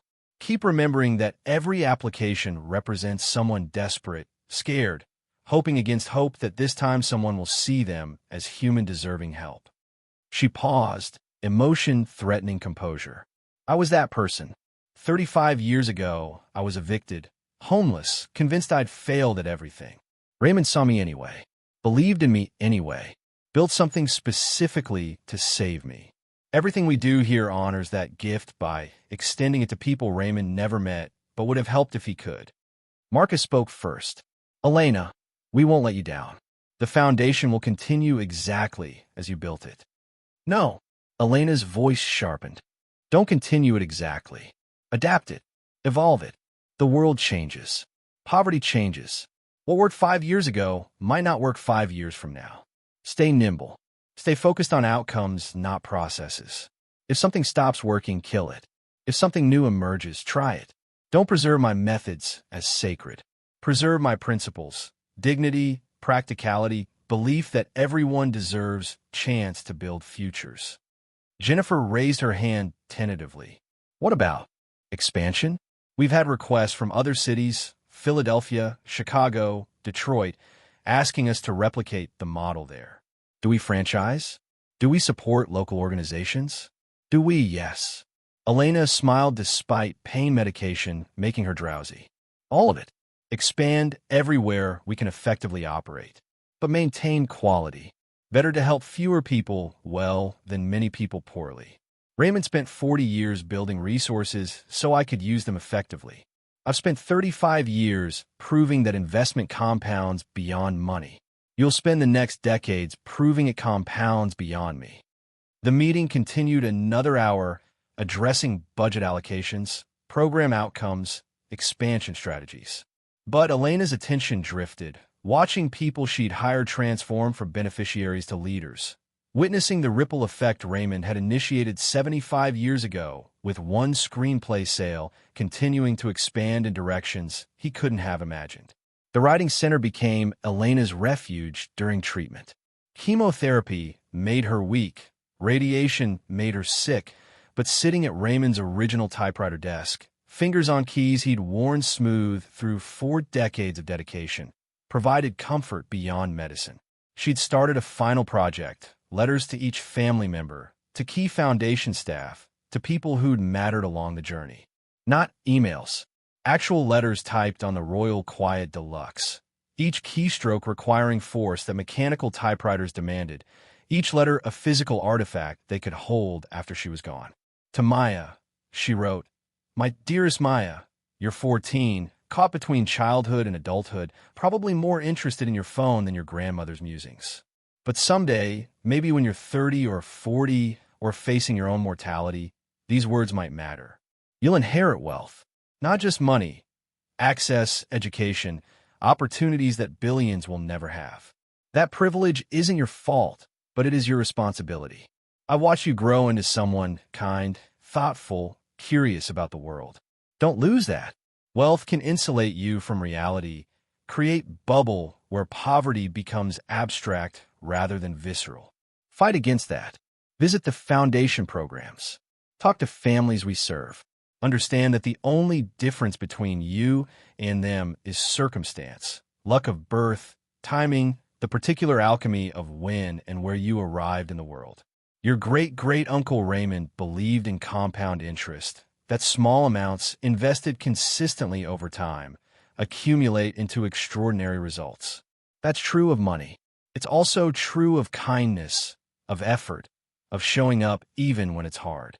I'm leaving you with wealth. Use it to compound kindness. With all my love, Grandma Elena. To Thomas, she wrote differently.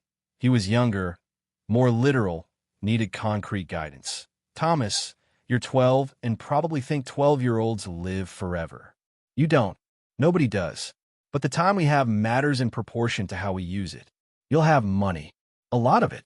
Don't let it make you lazy. Don't let it make you arrogant. Don't let it convince you that because you can buy things, you've earned them. Your great-great-uncle Raymond worked as teacher for 40 years, lived simply, invested carefully. He earned his wealth through patience and discipline. You're inheriting it through biology. Those are different things. So here's my challenge. Before you spend $1 of inheritance money, earn $1 through your own work. Understand what it means to trade time for money, to work for someone else, to receive paycheck that represents hours of your life converted to currency. Then, when you do spend inheritance money, you'll have perspective. You'll understand that wealth isn't magic. It's accumulated time, energy, effort. Spend it accordingly. I love you. Be worthy of what you're inheriting. Grandma. The letters consumed weeks, each one crafted specifically for recipient, each one saying things Elena wanted certain they'd hear before her voice fell silent. Lucia found her mother in the writing center one afternoon, slumped over the typewriter, having fallen asleep mid-sentence. The page in the carriage read, "To Raymond, 35 years ago you saved me. Not with words, you were already gone. With faith, with 40 years of patience, with belief that I mattered even when I couldn't believe myself. I've tried to honor that faith, tried to use your gift wisely, try to help others the way you helped me. I hope it was enough. I hope when we meet again, if we meet again, you'll be proud of what your treasure became. Thank you for seeing me when I was invisible to everyone else, including myself." Elena, Lucia gently woke her. "Mom, you need rest." Elena blinked awake, disoriented. "I was writing to Raymond. Telling him." She paused, gathering thoughts scattered by exhaustion and morphine. "Do you think he knows? Wherever he is, whatever happens after, does he know what his treasure became?" Lucia helped her mother to the couch, brought blanket and tea. "I think if consciousness persists in any form, he knows. And if it doesn't, then he knew when it mattered, when he made the choice to save instead of spend, when he hid the portfolio for you to find, when he wrote that letter trusting you'd honor his faith. The knowing happened then. Elena sipped tea, considering. That's oddly comforting. The idea that legacy isn't about awareness after death, but impact during life. Raymond lived knowing he was building something meaningful. That knowledge was his reward. And now you're living knowing you built something meaningful from what he gave you. That's your reward. Not quite. Elena set down the tea, reached for her daughter's hand. My reward is you. Watching you grow from that scared 7-year-old sleeping in the car to published author, foundation leader, mother raising children who understand that privilege means responsibility. That transformation, you becoming who you are despite our circumstances, not because of my inheritance, that's the real treasure. Lucia's eyes filled. Mom, I am who I am because of your inheritance. Not the money, the character, the determination, the refusal to let poverty make you cruel or bitter or small. You could have taken Raymond's fortune and disappeared. Could have spent it selfishly. Could have proven everyone who judged you right. Instead, you built something that's helped 400,000 families. That's the inheritance that matters. They sat together in the writing center surrounded by physical evidence of Raymond's dedication. His typewriter, his manuscripts, his desk, and intangible evidence of Elena's determination. The Foundation's impact reports, photographs of families served, thank you letters from people whose lives had changed because one man saved money and one woman refused to waste it. I need you to promise me something, Elena said finally. When I'm gone, don't make the foundation about me. Don't. Rename it the Elena Vasquez Foundation, or create memorials or build monuments. Keep it focused on the work, on the people we serve. Raymond's name on it is perfect because he started the chain. Keep it about legacy of compound interest, kindness multiplying across generations, not about individuals. Mom, people will want to honor you. Then honor me by serving people, by maintaining programs, by expanding reach, by proving that wealth directed toward dignity rather than dependence actually changes lives. Elena's voice strengthened despite physical weakness. I don't need buildings named after me. I need families housed, children fed, parents stabilized. That's the monument that matters. The Foundation's expansion into Philadelphia became Elena's final major project. She pushed through treatment fatigue to interview the local director candidate, review program designs, ensure the replication maintained quality while adapting to Philadelphia's specific challenges. Carmen Rodriguez, 47, had run a smaller nonprofit in Philly for 15 years, knew the landscape, understood that poverty in Philadelphia carried different textures than Boston poverty, different systems, different barriers, different opportunities for intervention. The interview happened via video call, Elena too weak to travel, Carmen unable to leave her current responsibilities without notice. Why do you want to run our Philadelphia expansion? Elena asked directly. Carmen didn't hesitate. Because what you've built in Boston works. I watched from distance, studied your outcomes, analyzed your approach. You treat poverty as systems problem requiring system solutions, not individual moral failures requiring individual interventions. That's rare. Most nonprofits either enable dependency or judge recipients. You've found middle path, practical support with dignity, time-limited assistance with clear outcomes, help that empowers rather than infantilizes. That's the theory. Practice is messy, eh? Of course. People are messy. Poverty is messy. But your outcomes don't lie. 73% of families exiting your programs remain stably housed 12 months later. 81% report improved employment. Those numbers don't happen accidentally. They happen because you've built something that actually works. Elena studied Carmen through the screen, evaluating not just qualifications, but character. What's your personal connection to this work? Why do you care? Carmen's expression shifted, professional polish cracking to reveal something raw underneath. I was homeless at 19, pregnant, escaping abuse, no family support. A social worker, older woman named Mrs. Martinez, helped me access transitional housing, connected me to job training, believed in me when I couldn't believe in myself. She died 5 years ago. I spent 15 years trying to be for others what she was for me. Your foundation's approach is the closest I've seen to her philosophy. Practical help with unconditional positive regard. Tell me about Mrs. Martinez. For the next 20 minutes, Carmen described the woman who'd saved her life. Not through handouts, but through hand up. Not through pity, but through partnership. Mrs. Martinez had seen potential where others saw a problem, had invested time in helping Carmen build skills, confidence, future. Elena recognized the pattern. Raymond had been her Mrs. Martinez. Mrs. Martinez had been Carmen's Raymond. Now Carmen wanted to be that person for others. The chain continuing. You're hired, Elena said when Carmen finished. Start date is your choice. Salary is non-negotiable. We pay market rate because we expect excellence. You'll report to Lucia, but functionally operate independently. Replicate our model, but adapt to Philadelphia's context. Maintain our principles, dignity, practicality, outcomes over processes. Questions?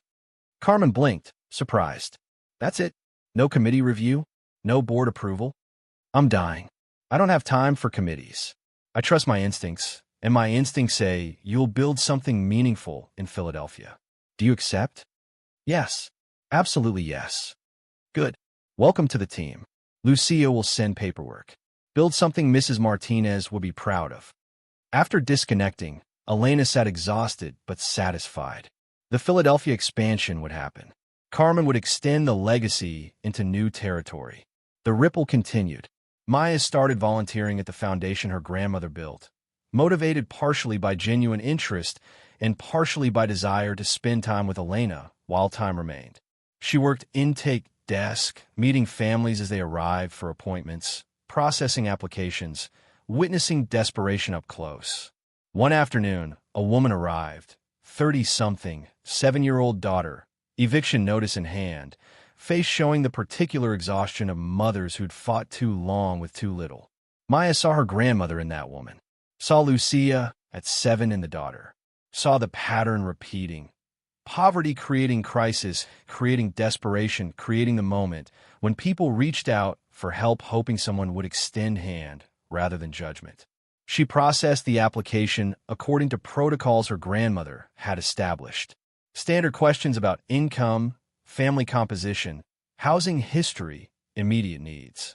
The woman, Sarah Mitchell, answered with mixture of honesty and shame, apologizing for needing help, minimizing her circumstances, displaying the learned behavior of poor people who'd been taught that poverty was their fault. Stop, Maya interrupted gently. You don't need to apologize. Needing help isn't weakness. It's human. Everyone needs help sometimes. People with money just have more options for where to find it. Sarah looked up, surprised. Most places make you feel like garbage for applying. Like you failed at everything. This isn't most places. My grandmother built this foundation because she was you 35 years ago. Evicted, desperate, living in her car with my mom, who was 7. She understands. We all understand here. After Sarah left with appointments scheduled and emergency assistance approved, Maya found her grandmother resting in the office. Grandma, I met someone today who reminded me of you. Sarah Mitchell.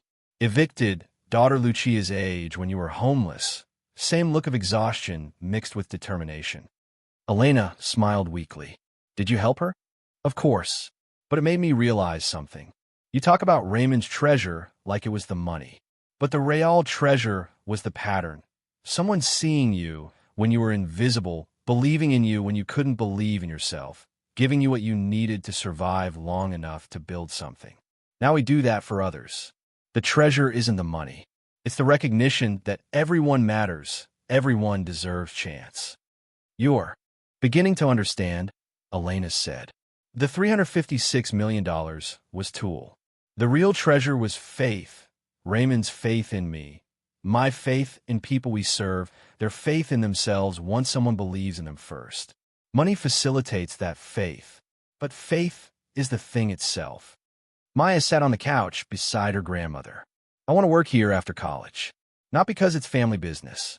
Because today, helping Sarah Mitchell, I felt useful in a way I've never felt. Like I wasn't just existing, but actually making difference. You don't have to decide at 14. I know, but I wanted you to know. In case, Maya's voice cracked. In case you're not here when I'm old enough to officially decide. Elena pulled her granddaughter close. Then I'll know now. And knowing matters, remember? Raymond knew he was building something meaningful. That knowledge was enough. I know you'll continue this work. That knowledge is enough for me. The final board meeting Elena attended happened in late autumn. Leaves falling outside her library windows. Nature's cycle of death and rebirth playing out visually while her own death approached invisibly inside her failing body. Lucia presided officially for the first time. Elena present, but seated rather than standing, observing rather than directing. Watching her daughter lead with combination of competence and compassion.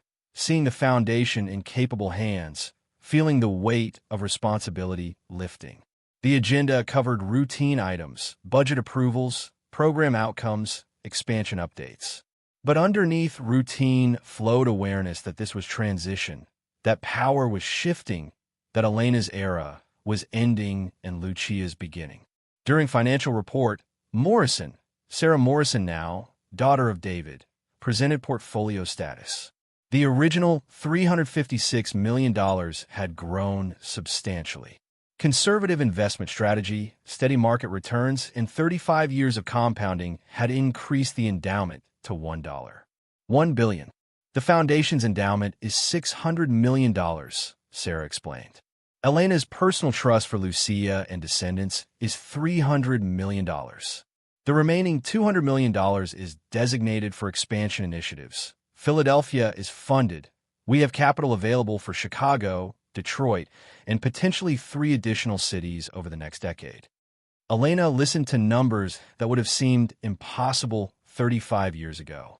Raymond's $50,000 screenplay sale, invested patiently for 40 years, had become $356 million. That inheritance, managed carefully for 35 years, had become $1. $1 billion. The compound interest of money mirroring the compound interest of impact. 400,000 families served, generating ripples impossible to measure but undeniable in effect.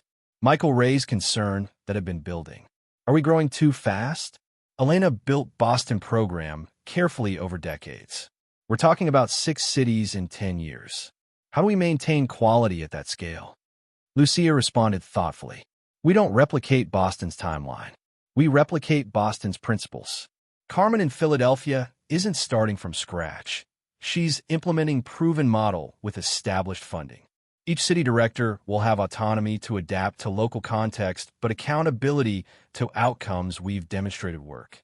We're franchising effectiveness, not just expanding footprint. Your mother's concern was always that we'd become bureaucratic, Michael pressed. That we'd lose the personal touch that makes this work. Then we build systems that maintain personal touch, Lucia countered. Mom didn't build this alone.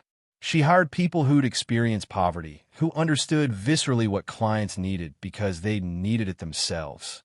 We do the same in every city. We hire local directors who know their communities. We empower them to make decisions.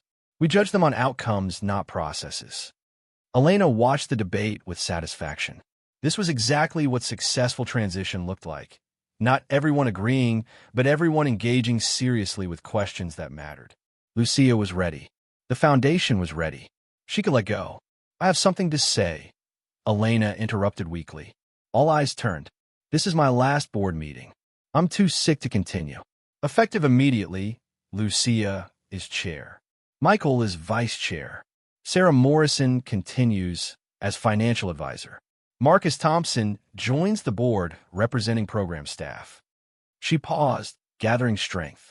I've spent 35 years proving that Raymond's faith in me was justified. Now you'll spend the next 35 proving that my faith in you is justified. Don't make this about me. Make it about the work. Help people. Change lives. Prove that wealth directed toward dignity transforms not just individuals but communities. That compound interest works for kindness, same way it works for money. Standing was difficult but necessary. Elena rose, gripping the table for support. I built this with love. Maintain it with love. Expand it with love. When you face hard decisions, ask yourselves, does this serve people or processes? Does this provide dignity or dependence? Does this honor what Raymond started or just preserve what Elena built? Choose service. Choose dignity. Choose evolution over preservation. She sat heavily, exhausted. Lucia adjourned the meeting. Board members lingered, knowing this was goodbye even if they couldn't say it directly. Marcus approached last. Elena, I just want to say, 5 years ago, I was sleeping under a bridge, drinking myself to death, convinced I had nothing to live for. Your foundation gave me housing. Your staff gave me hope. You gave me reason to keep trying. I'm alive because of you. You're alive because of you, Elena corrected gently. We provided resources. You did the work. Don't give me credit for your own resilience. I'll give you credit for recognizing my resilience when everyone else saw only my brokenness. That recognition saved me. After everyone left, Elena and Lucia sat together in the library silence. You're really done? Lucia asked. I'm really dying. There's difference. Done implies choice. You know what I mean? Elena nodded. Yes, I'm done. The foundation is yours now. Run it better than I did. Fix what I broke. Build what I couldn't. Make it yours while honoring what Raymond started. I'll try. You'll succeed. I have faith in you. Not blind faith. Earned faith. I watch you learn, grow, prepare for this. You're ready. They sat holding hands while darkness fell outside, the library's lamps casting warm light on Raymond's typewriter desk, on the photographs of families served, on the physical evidence that one person's faith could multiply across generations in a transformation measured not in dollars, but in lives changed, futures built, hope restored. Elena died on a Tuesday morning in December, peacefully at home, Lucia beside her. Her final words were, "Tell Maya and Thomas I'm proud." Then she slipped away, breath slowing, stopping, the woman who'd been homeless at 33 and wealthy at 34 and generous until the end, finding whatever waited beyond. The funeral drew hundreds. Families the foundation had served came to pay respects to women who'd seen them as human rather than charity cases.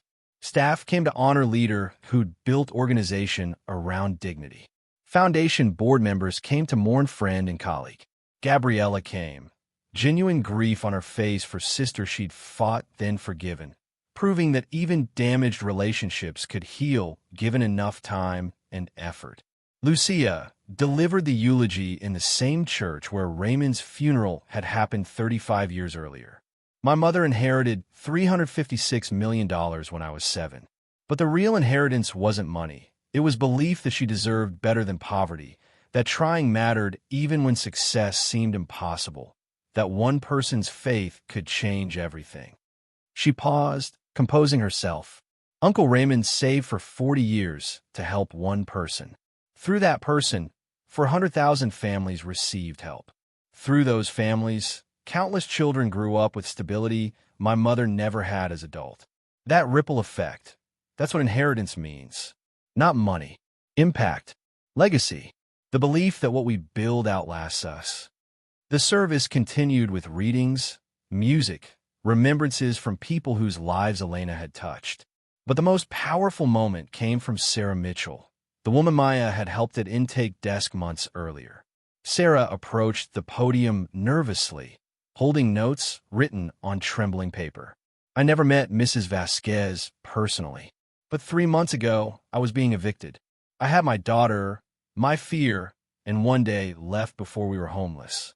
I went to the foundation desperate. They helped me. Emergency assistance, housing placement, job training connection. Today I'm stably employed. Today my daughter is thriving in school. Today I have hope. Her voice broke. Mrs. Vasquez was me 35 years ago. She could have taken her inheritance and disappeared. Instead, she built something that saved me, saves people like me every day. She didn't just give money. She gave dignity. She gave belief that we matter, that our struggles are valid, that everyone deserves chance. Sarah looked directly at Lucia. I promise I'll pay this forward. When I'm stable, when I can, I'll help someone else. That's how we honor her. Not with statues or monuments. By continuing the work. by proving that her faith in people like me was justified. As Sarah sat down, Lucia understood fully what her mother had built. Not just organization, but movement. Not just foundation, but philosophy, that poverty was circumstance, not character. That everyone deserved dignity. That compound interest worked for kindness. The foundation board met 1 month after Elena's death to address immediate questions and plan forward. Lucia presided. Michael beside her, feeling weight of responsibility her mother had carried for 35 years. First item, Lucia began. Multiple people have suggested renaming the foundation in Mom's honor. I want to address this directly. Mom explicitly asked that we not do that. The Raymond Brennan Foundation stays named for the person who started the chain. We honor Mom by continuing the work, not by changing the name. Second, financial update. Mom's personal estate, after taxes and specific bequests, amounts to approximately $275 million. Her will directs that $200 million go to the foundation endowment. The remaining $75 million is divided among family, $25 million each for Maya, Thomas, and me. She paused, letting numbers settle. The foundation now has endowment of $800 million. A conservative 4% annual draw, that's $32 million yearly for programs. We can serve 10,000 families annually at current service levels. Or we can expand geographically. Or we can deepen services in existing locations. This is the decision point. Marcus spoke first. Elena would have said both. Expand and deepen. Use the resources fully. Don't hoard them out of fear. Agreed, Lucia said. So here's the proposal. We accelerate expansion timeline. Philadelphia is operational. Chicago launches in 6 months. Detroit in 12 months. Simultaneously, we enhance Boston programs, add childcare component, expand job training partnerships, create pathway to homeownership program for families who stabilize with us. Sarah Morrison nodded approval. The endowment supports this. We're well capitalized for aggressive expansion while maintaining quality. Michael raised caution. What about leadership pipeline? Carmen is excellent for Philadelphia. Who runs Chicago? Detroit? The next 3 cities? We develop them, Lucia answered. We create leadership academy, identify promising staff, provide management training, mentorship preparation for director roles. We hire from within when possible, recruit externally when necessary, but always prioritize people who understand poverty from lived experience, not academic theory. The vote was unanimous. The foundation would expand aggressively, deepen services, prove that Elena's faith in compound interest, both financial and social, was justified. Maya's 15th birthday fell 2 months after her grandmother's death. Instead of traditional party, she requested something different. Volunteering at the foundation with her mother and Thomas, serving families the way Grandma Elena had served people for 3 decades. They worked intake together, processed applications, met families in crisis. Maya watched her mother interact with clients, the same gentle dignity Elena had modeled, the same refusal to judge, the same belief that everyone deserved chance. One family stuck with Maya. The Johnsons, father recently laid off, mother working 2 jobs, 3 kids, eviction looming. They'd applied for emergency assistance with mixture of desperation and shame, apologizing for needing help. Lucia processed their application efficiently, explaining services available, outlining pathway forward. We can cover security deposit for new apartment, connect you with job placement services, provide 3 months of rental assistance while you stabilize. But this isn't charity. This is partnership. We help you get back on feet. You do the hard work of rebuilding. Deal? Mr. Johnson's eyes filled. Why would you do this for strangers? Lucia smiled gently. Because 35 years ago, we were you. Evicted, desperate, needing help. Someone gave us a chance. We're paying it forward. Someday, when you're stable, you'll help someone else. That's how this works. After the Johnsons left, Maya turned to her mother. That's exactly what Grandma would have said. That's exactly what Grandma did say, hundreds of times. I learned from watching her. Now you're learning from watching me. The pattern continues. Thomas, quieter than his sister, asked question that had been building. Mom, we're inheriting $25 million each when we turn 25. What are we supposed to do with that much money? Lucia sat with both children in the conference room, where Elena had held countless meetings. Good question. Here's what I hope. I hope you'll use it wisely. Invest most of it, live off returns, maintain wealth for your own children while using a portion to help others. But you could also blow it all on cars and vacations and luxury. The money is yours. The choice is yours. But Grandma would want you to think carefully about what kind of people you want to become. Money amplifies character. If you're generous, wealth lets you be generously generous. If you're selfish, wealth lets you be spectacularly selfish. The money doesn't make you good or bad. It just makes you more of what you already are. She pulled out Raymond's original letter, showed them the words, use it wisely. Use it to prove that persistence matters, that faith in yourself is justified, that sometimes treasures wait for people brave enough to keep searching. This is what great-great-uncle Raymond wrote to your grandmother. She spent 35 years proving him right. Now you have your whole lives to prove her right. No pressure, but also enormous pressure because you're inheriting not just money, but responsibility to use it in ways that honor everyone who came before. Maya and Thomas absorbed this weight, beginning to understand that inheritance meant more than money, that wealth carried obligations that couldn't be escaped without becoming exactly the kind of people their grandmother had spent her life proving wrong. That money didn't make you better, just more responsible for what you did with the advantages circumstance provided. The Raymond Brennan Foundation's annual gala, 1 year after Elena's death, became celebration of her life and recommitment to her vision. Lucia stood before 500 attendees, donors, staff, families served, community leaders, and spoke truth Elena would have insisted upon. My mother would have hated this gala. She thought fundraisers were wasteful, that money spent on fancy dinners should go directly to programs. But she also understood that relationship building mattered, that donors needed to see impact, that storytelling was part of sustainability. The room laughed, recognizing Elena's practical contradiction. So tonight, we're not celebrating her death. We're celebrating the 450,000 families, yes, 450,000, that the foundation has now served. We're celebrating Carmen's Philadelphia program, serving 3,000 families in its first year. We're celebrating Chicago's launch next month. We're celebrating that one man's $50,000 investment 75 years ago has generated over $2 billion in economic impact through grants, housing, education, and direct assistance. She paused for effect. That's compound interest, not just financial, social.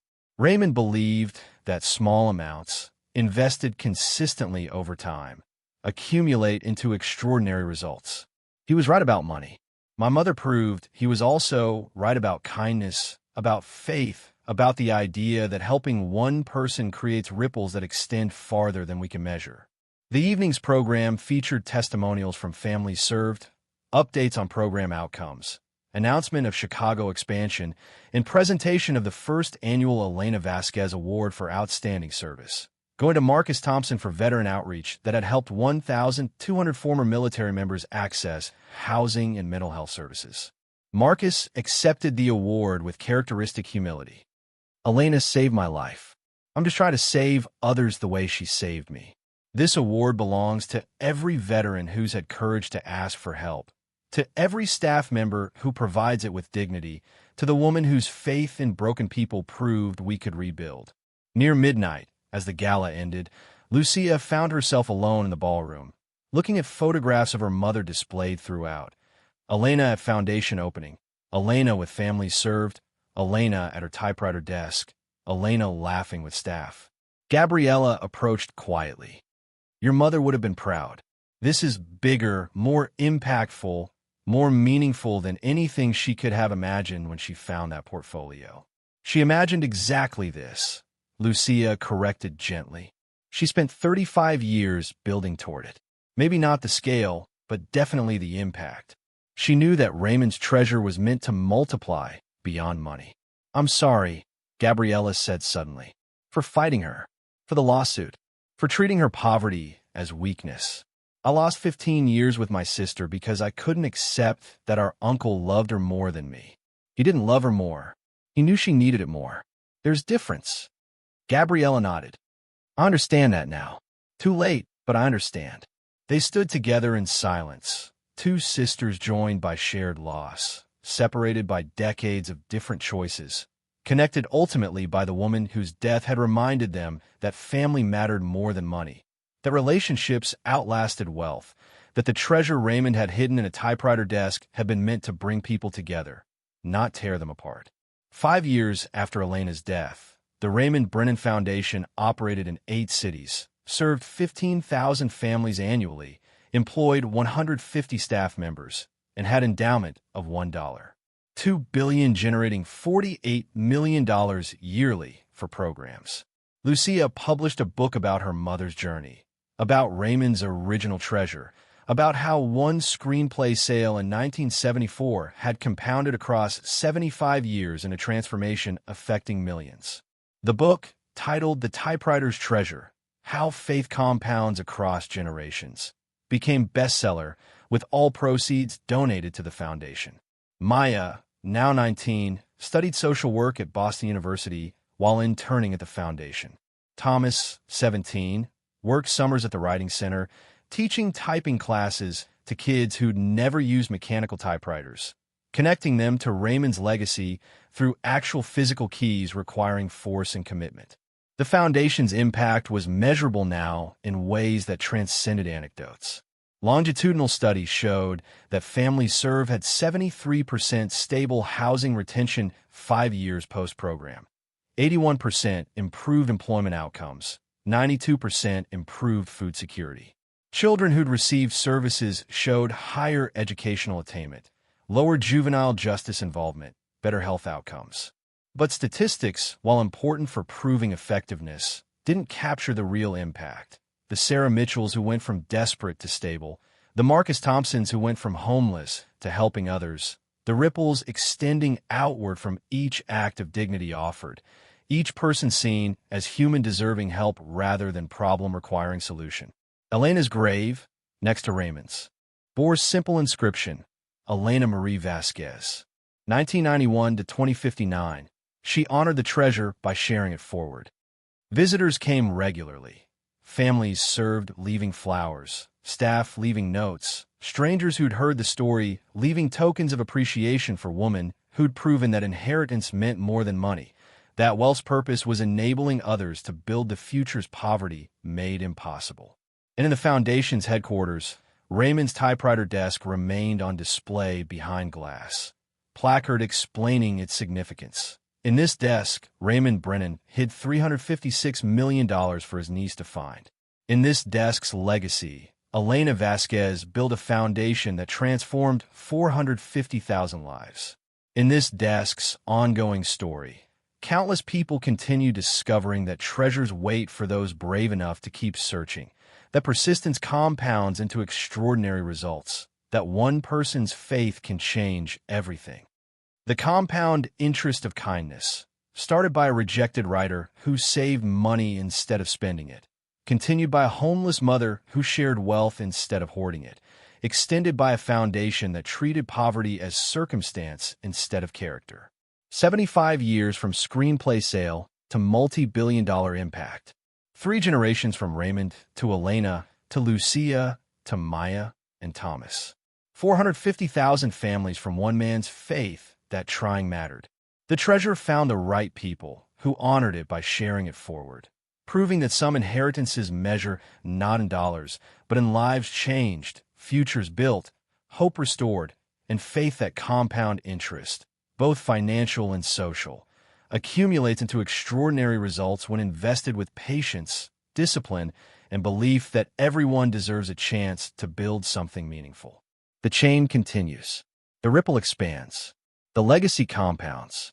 And somewhere, in the mechanism of time and consequence and the particular alchemy that transforms faith into fortune, Raymond Brennan's treasure keeps multiplying in directions he couldn't have imagined, but somehow made possible through 40 years of saving, one woman's 35 years of sharing, and countless lives choosing to pay forward what they received.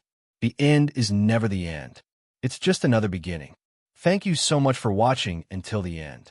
If you love this story, check out the other videos on your screen now. I think you'll really enjoy them. And don't forget to subscribe if you haven't already. See you in the next story.